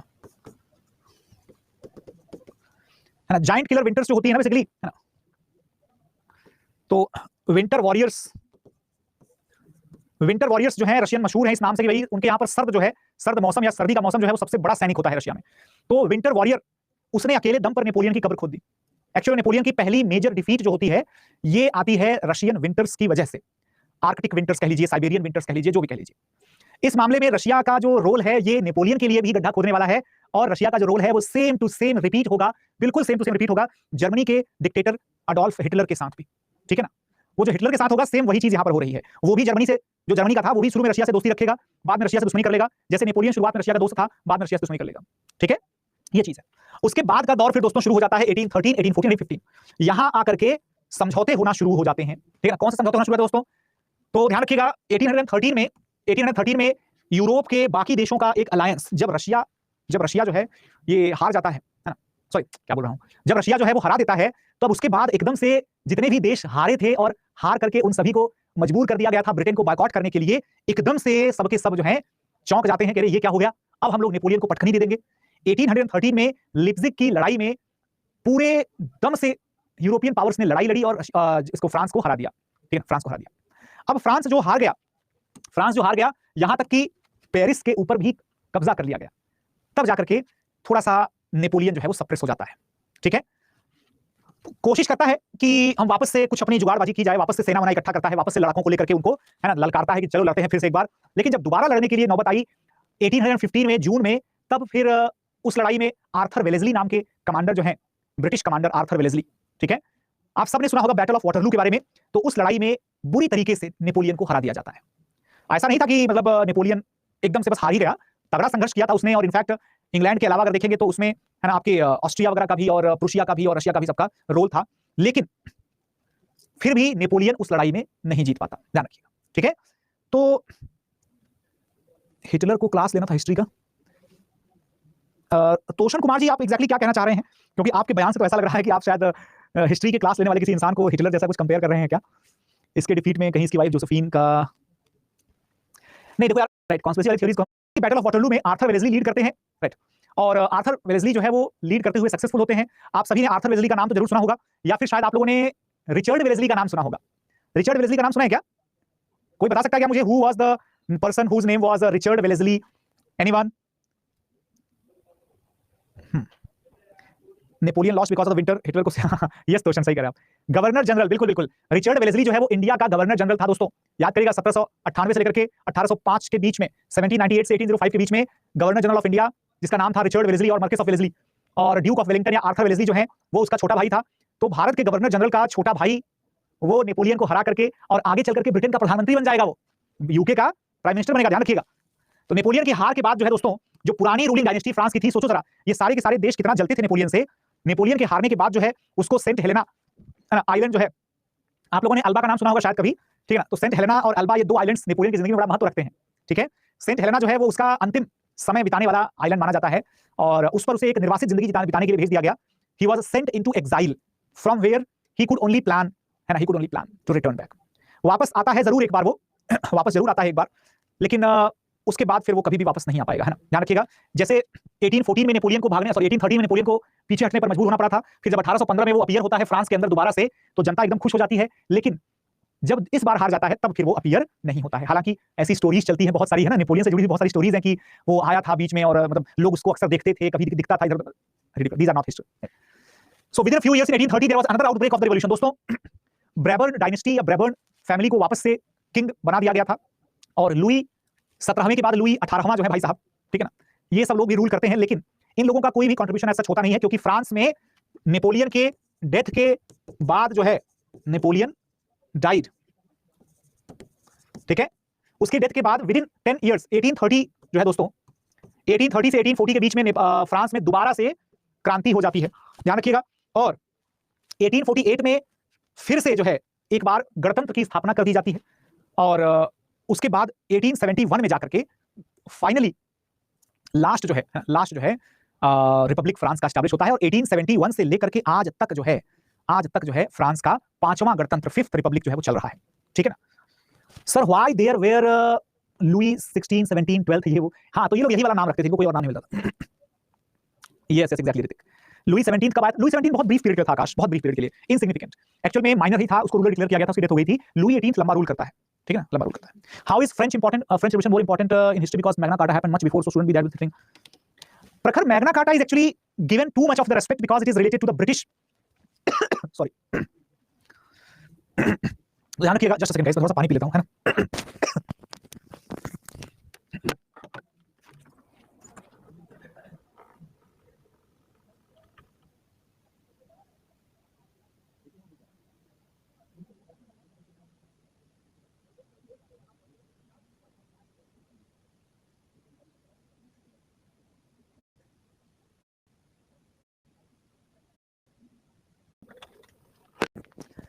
मैग्ना कार्टा जस्ट एक डिक्लेरेशन था, जस्ट एक जो है वो डिक्लेरेशन था, और उस डिक्लेरेशन के वजह से कोई ऐसा बहुत ज्यादा ग्राउंड लेवल पर इंपैक्ट नहीं पड़ा, ठीक है ना।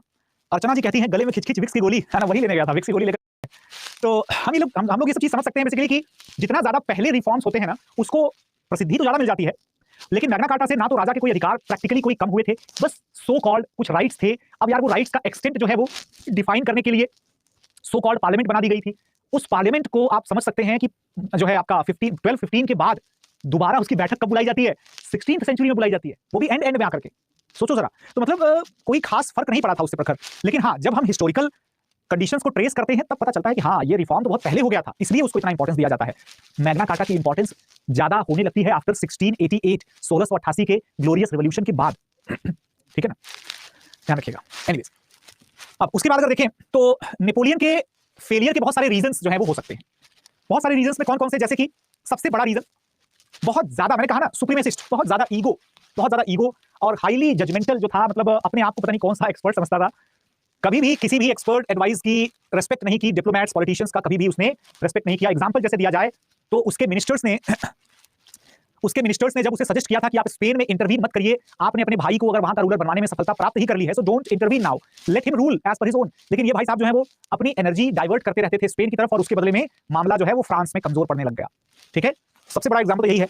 सेंट्रलाइजेशन, दोस्तों आप सब जानते हैं, सेंट्रलाइजेशन या फिर डिसेंट्रलाइजेशन, दोनों ही चीजें बैलेंस की डिमांड करती हैं। अगर बैलेंस नहीं है तो दोनों में ही प्रॉब्लम हो सकती है। एक्सेसिव सेंट्रलाइजेशन की वजह से लोकल लेवल पर एक डिससैटिस्फैक्शन इमर्ज हो जाता है, डिसरिगार्ड ऑफ द फीलिंग्स या डिसरिगार्ड ऑफ द रिक्वायरमेंट्स की वजह से, और कई बार करप्शन की वजह से। क्योंकि देखो, एक इंसान हर चीज हैंडल नहीं कर सकता।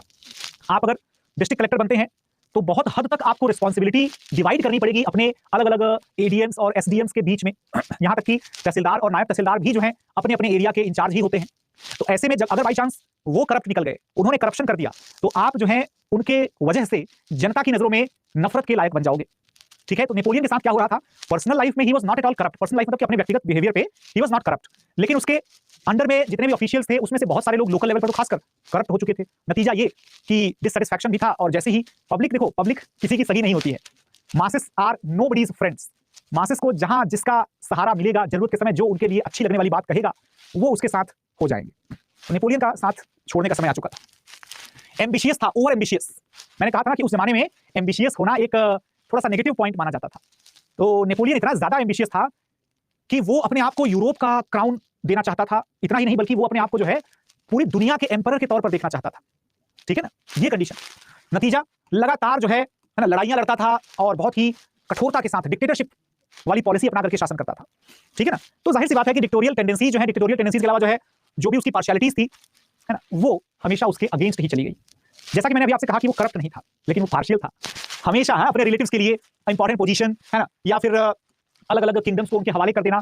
लेकिन आप तो जानते हैं कि नेपोलियन, उसके वजह से आप समझिए कि नेपोटिज्म हो गया। नेपोटिज्म, हालांकि नेपोलियन नाम से जुड़ा हुआ तो नहीं, मतलब लगता है मैचिंग, लेकिन है नहीं। एक्चुअली नेपोलियन जो है, एक्चुअल में जो नेपोलियन था, he was one of the most loyal supporters of the nepotism in the European royalties. क्योंकि देखो, एक बात समझो आप, आपके मन में ऐसा लगता होगा ना कि ऐसा क्यों होता है कि अगर कोई नेता या कोई राजा, अगर वो एक जमीन से उठ करके आया हुआ होता है, वो ये कोशिश करता है कि उसके जान पहचान के लोगों को जितना बेनिफिट दिलवा सके उतना बेनिफिट दिलवा दे, क्योंकि उसने ग्राउंड लेवल पर बहुत सारे ड्रॉबैक्स देखे हुए रहते हैं। वो जल्दी किसी पर भरोसा नहीं कर सकता।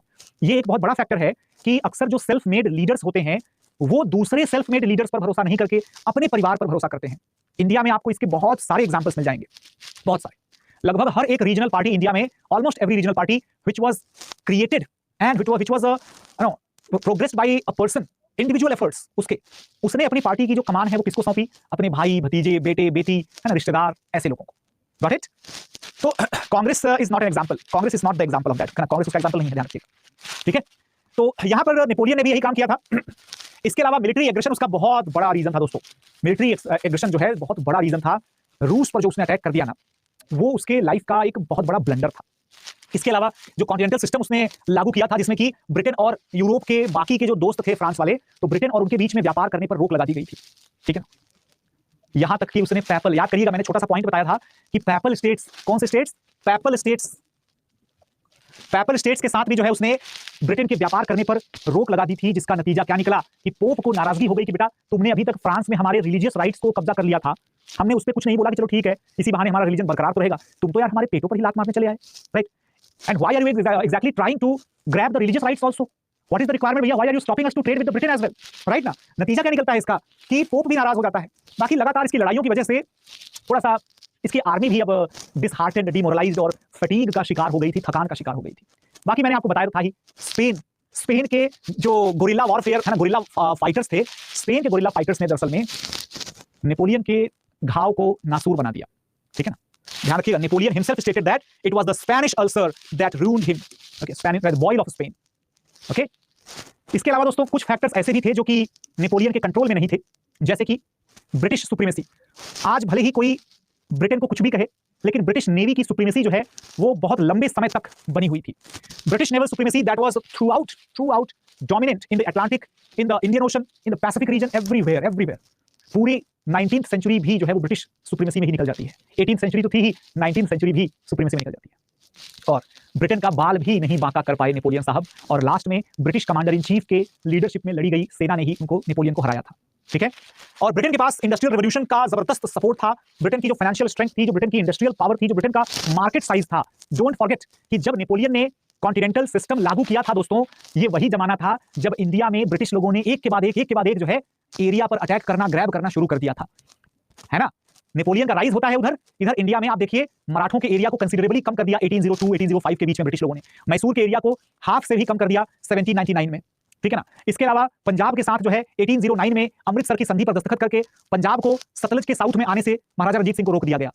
ठीक है, कुल मिलाकर के ब्रिटिश लोगों ने एक बड़ी ही कंसोलिडेट, बड़ी ही फर्म प्लानिंग के साथ अपने ट्रेड और अपने इंपीरियल पोजीशन को बड़ा सेफ रखा और नेपोलियन कुछ भी खास नहीं कर पाया। ठीक है ना। पापल किसके हैं? पापल मतलब होता है पोप वाले स्टेट्स। ठीक है ऋतिक, पहले भी बताया जा चुका है 4 बार।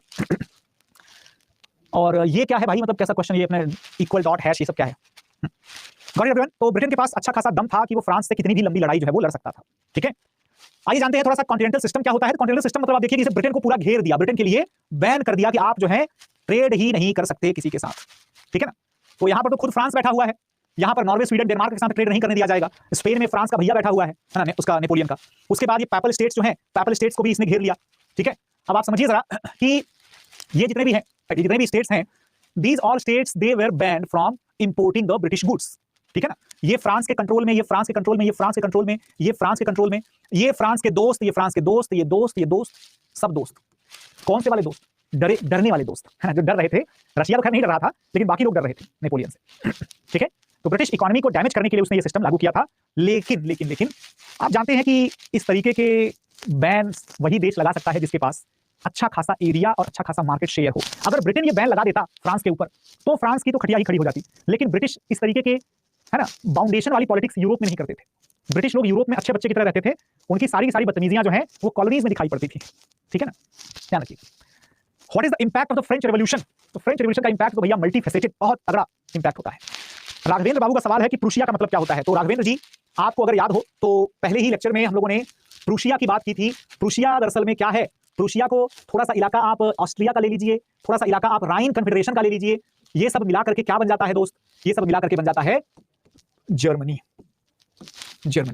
अभी तो सोचो फ्रेंच रेवोल्यूशन चल रहा है, हम लोग जब अभी आएंगे इंटीग्रेशन ऑफ द जर्मनी और इटली ऐसे टॉपिक्स पर, मतलब आई कैन गारंटी कि आप लोगों को मजा आ जाएगा जब आप आजकल के जो सुपर पावर बने बैठे हैं ना, बड़े भारी भारी लोग, है कि नहीं, ये बड़े भारी भारी लोगों का आप जब ऑपरेशन होते हुए देखेंगे कि ये लोग क्या थे, कौन थे ये लोग, दो कौड़ी के, तो आपको लगेगा कि यार ये तो बहुत अच्छी बात है, क्योंकि हर वो देश जो बहुत ही हल्का फुल्का सा कमजोर सा देश था, उसने समय के साथ प्रोग्रेस किया और अपने आप को एक स्ट्रांग पोजीशन में लाकर रख दिया। ऑफ कोर्स इंडिया भी जो है धीरे धीरे उस पोजीशन की तरफ पहुंच रहा है, इसीलिए हमें इंटीग्रेशन की स्टोरीज जानना बहुत एसेंशियल है। ठीक है ना। सर कल भी क्लास लॉग आउट हो गया था 9 बजे के बाद। हाँ ऋतिक, हाँ तो हो गया था, तो कल तो मैंने खुद ही 9 बजे खत्म कर दिया था, उसके बाद तो फिर इधर की बातें हो रही थी। आज भी वही चीज होगा, 9 बजे आज भी खत्म कर दूंगा। ठीक है दोस्तों, कॉन्टिनेंटल सिस्टम में अगर देखें तो हमने देख लिया था कि क्या क्या उसका नतीजा था, फेलियर था। फ्रेंच रेवोल्यूशन का सबसे बड़ा इंपैक्ट दुनिया में, फ्रेंच रेवोल्यूशन जो है लिबर्टी, इक्वालिटी, फ्रेटर्निटी, इसके झंडे आगे लेकर के चलने वाले लोगों में बन जाती है। फ्रांस की क्रांति के पॉलिटिकल इंपैक्ट होते हैं, सोशल इंपैक्ट होते हैं, इकोनॉमिक इंपैक्ट्स भी होते हैं। ध्यान रखिएगा क्या क्या इंपैक्ट्स हैं। दरअसल में नए आदेश का या नए ऑर्डर का जो है शुरुआत होता है। पहली बार सरकार के डॉक्यूमेंट में, यूरोपियन समाज में पहली बार ऐसा हो रहा था कि बाकायदा संविधान को बना करके उसमें लिख करके जनता को कुछ अधिकार दिए गए थे, पहली बार। इसके अलावा रिपब्लिक का एक उदय होता है। रिपब्लिक या तो हजारों साल पहले यूरोप में प्लेटो ने रिपब्लिक नाम की किताब लिखी थी, या तो फिर फ्रांस का रिपब्लिक था यूरोप में, पहला रिपब्लिक यूरोप का। ठीक है ना, after the decline of the Greek republics. Then राष्ट्रवाद और देशभक्ति जो है और डेमोक्रेसी जो है, ये सब जो वैल्यूज होती है दोस्तों, मॉडर्न वैल्यूज, यूरोपियन सोसाइटी में फ्रेंच रेवोल्यूशन के पहले इनका अता पता नहीं था। फ्रांस की क्रांति के बाद ही जाकर के ये सारी चीजें शुरू होती हैं और यूरोप में फैल जाती हैं। फ्रांस की क्रांति की देखा देखी पूरे के पूरे यूरोप में मोनार्की के खिलाफ एक माहौल बन जाता है और मोनार्की को खत्म करने की बात शुरू हो जाती है हर देश में। आप देखिए जरा कि इसकी देखा देखी जो है, इटली के छोटे छोटे राजा, जर्मन स्टेट्स जितने भी थे ना, राइनलैंड वाले या जो है आपके बरगंदी वाले, या फिर जो है आपके डल्मेशिया वाले, या फिर है ना जितने भी थे उस टाइम पर, प्रूशिया, डल्मेशिया, राइन एसोसिएशन, है ना, ये सब के सब जो है आपस में उलझने लगेंगे कि राजतंत्र को खत्म करके लोकतंत्र लाने की जल्दी सबको हो जाएगी। ठीक है, इसके अलावा दक्षिणी अमेरिका में और अफ्रीका में, एशिया में फ्रांस की कॉलोनीज जो है दोस्तों, आपको याद होगा नेपोलियन ने, जब नेपोलियन का दौर आया था उसके पहले फ्रांस की क्रांति में सभी लोगों को 21 ईयर्स के ऊपर वाले सभी लोगों को वोटिंग राइट्स दे दिए गए थे और गुलामी प्रथा या स्लेवरी सिस्टम को फ्रांस की सभी कॉलोनीज में अबॉलिश कर दिया गया था। ये एक बहुत बड़ा बदलाव था। इसके अलावा आप समझिएगा, चाहे फ्यूडलिज्म या सामंतवाद हो, चाहे क्लर्जी और नोबिलिटी का जो स्पेशल प्रिविलेज है जिसको नेपोलियन ने खत्म कर दिया था, याद करिएगा कि पैदा होने के साथ जो विशेष अधिकार मिलता था वो नहीं मिलेगा, सरकार के नौकर बनकर के पुजारियों को रहना पड़ेगा, ठीक है ना। ये सारी चीजें जो है फ्रेंच रेवोल्यूशन की वजह से ही हो रही हैं। इसके अलावा फ्रांस के नागरिक जो है वो पूरी दुनिया में फैल जाते हैं, क्योंकि धीरे धीरे नई अपॉर्चुनिटी और कॉलोनियल एक्सपेंशन में फ्रांस भी काफी ज्यादा आगे बढ़ जाएगा और जहां जहां पर फ्रेंच लोग जाएंगे वहां वहां पर लिबरल आइडियाज को भी लेकर के जाएंगे। इसके अलावा मीट्रिक सिस्टम, मैंने आपसे कहा भी था शायद कि modern measurement weights and measurement system का भी जो ओरिजिन होता है वो फ्रांस में ही होता है और उसका क्रेडिट भी कहीं ना कहीं नेपोलियन को ही दिया जा सकता है, ठीक है। और इसके अलावा दोस्तों, land redistribution from the church and noble lands to the middle class, ये एक अनोखी बात हो गई। ये एक अनोखी बात हो गई कि चर्चों के पास और बड़े बड़े शाही घरानों के पास जो जमीनें थी, those lands were redistributed among the common people. Property का सचमुच में ट्रांसफर हो रहा है। सोचो जरा, इससे बड़ी बात क्या हो सकती है मॉडर्न एज में, करेक्ट। और जब आम जनता के पास प्रॉपर्टी का ट्रांसफर हो जाएगा, लोगों के पास अब अपनी खुद की प्रॉपर्टी होने लगेगी, तो जाकर के कैपिटलिज्म या फिर पूंजीवाद का उदय होगा यहां से। यानी लोग अब अपनी मेहनत से जितना कमा सकते हैं उतना कमाने की शुरुआत कर देंगे, ठीक है। तो दोस्तों, इसी वजह से आप देख सकते हैं कि इकोनॉमिक यूनिटी जैसा कॉन्सेप्ट भी या कॉन्टिनेंटल पॉलिसी जैसा कॉन्सेप्ट जो है पहली बार होता है कि ये जो आर्थिक और सामरिक यानी इकोनॉमिक और स्ट्रेटेजिक इन कंडीशंस के आधार पर पॉलिटिकल ब्लॉक्स तैयार करना या गुट तैयार करना, ये गुट जो है ये फ्रांस की क्रांति की वजह से ही बनने शुरू हुए थे। पहले ऐसे गुट बना करके लड़ाइयां नहीं लड़ी जाती थी। लेकिन आप सभी को पता होना चाहिए 1814 में 1814 में वियना कांग्रेस जो है, इसको हम मान सकते हैं कि this was the first continental political block of Europe. आपने मैटरनिक का नाम कभी सुना हो, अगर नहीं सुना हो तो कोई बात नहीं। मैटरनिक जो है, इनके बारे में हम लोग पढ़ेंगे अभी, मतलब आने वाले चैप्टर्स में। तो ये ऑस्ट्रिया के प्रधानमंत्री हुआ करते थे मैटरनिक, है ना। ये लीड करते हैं वियना कांग्रेस को। वियना यानी कि ऑस्ट्रिया की राजधानी है, ऑस्ट्रिया, है ना।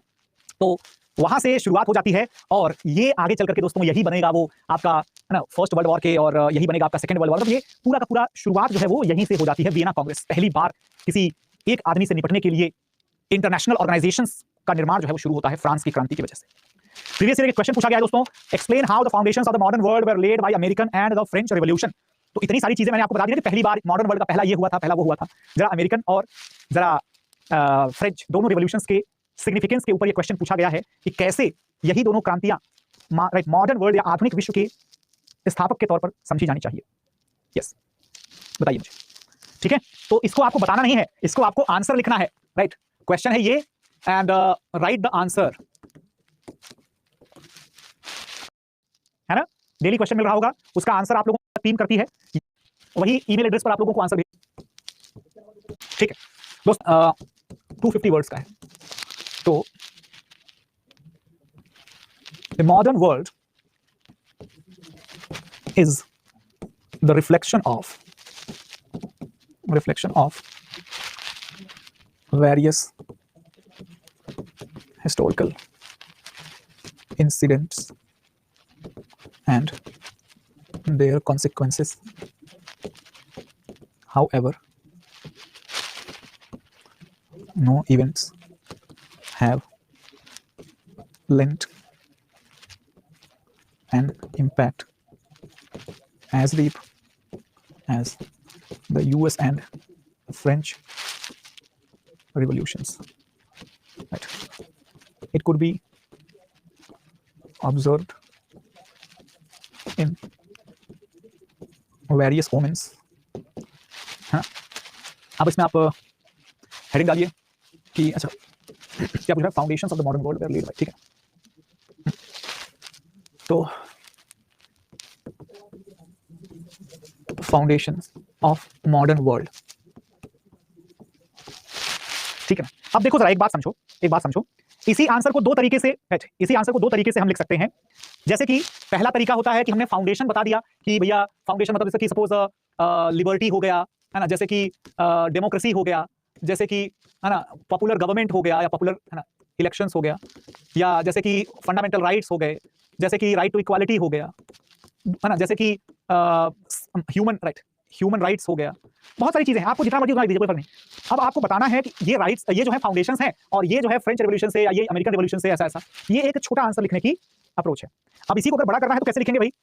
इसी को अगर बड़ा करना है तो दूसरा तरीका अपनाया जा सकता है, ठीक है ना? जैसे कि है ना, द यूएस रिवॉल्यूशन या American revolution and their contribution to the modern world, ठीक है। अब आपने यहां पर अमेरिकन रिवॉल्यूशन के कंट्रीब्यूशंस लिखना शुरू कर दिया, इसको हेडिंग डाल दिया, इसको एक्सप्लेन कर दिया, हेडिंग डाल दिया, एक्सप्लेन कर दिया, ठीक है ना। ये आप कर सकते हैं। इसी तरीके से फ्रेंच रिवॉल्यूशन और उसके इंपैक्ट, है ना, हेडिंग एक्सप्लेन और हेडिंग एक्सप्लेन, ठीक है। ये तरीका होता है। अगर प्रेजेंटेशन की बात करें तो प्रेजेंटेशन कैसे हो सकता है? प्रेजेंटेशन सिंपल ऐसा भी प्रेजेंटेशन हो सकता है ये इस तरीके से, या फिर एक प्रेजेंटेशन थोड़ा फैंसी टाइप का हो सकता है, थोड़ा ज्यादा आई कैचिंग हो सकता है। जैसे कि अगर मैं कहूं यही ये सेम चीज मुझे अगर लिखना है सपोज, तो मैं कैसे लिख सकता हूं? मैं इसे लिख सकता हूं, है ना, यहां पर वैल्यूज लिख दिया, लिबर्टी, यहां पर हमने अमेरिकन रिवॉल्यूशन में या फिर फ्रेंच रिवॉल्यूशन में, ठीक है ना, या फिर हमने गोले बनाए, ठीक है, यूएस और फ्रांस, और उसके द्वारा कंट्रीब्यूट किए जाने वाले क्या क्या फैक्टर्स हैं। Presentation, any type of presentation could be made in the examination given that कि आप लोगों के लिए कौन सा कन्वीनियंट है, कौन सा आप लोग फॉलो करते हो, प्रैक्टिस कौन से वाले की है, ठीक है, ध्यान रखिएगा। ऑलराइट। सर अब ये क्वेश्चन तो यूपीएससी पूछेगा नहीं।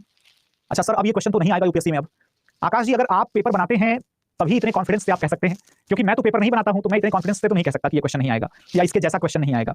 अगर हम ऐसा करने लगे दोस्त तो टॉपिक छोड़ना पड़ जाएगा कि हाँ अरे ये टॉपिक से क्वेश्चन पूछ लिया, अब ये टॉपिक नहीं पूछेगा, मतलब कि सिलेबस बंद कर दो फिर, क्योंकि सिलेबस के हर टॉपिक से तो क्वेश्चन पूछा जा चुका है। आकाश जी अगर बुरा ना माने तो मैं पूछ सकता हूं कि आप अभी क्या कर रहे हैं, मतलब स्टूडेंट हैं या जॉब करते हैं या एग्जैक्टली क्या करते हैं? जी आकाश कुमार जी, कौन से ईयर में है बेटा अभी आप? डॉक्टरेट,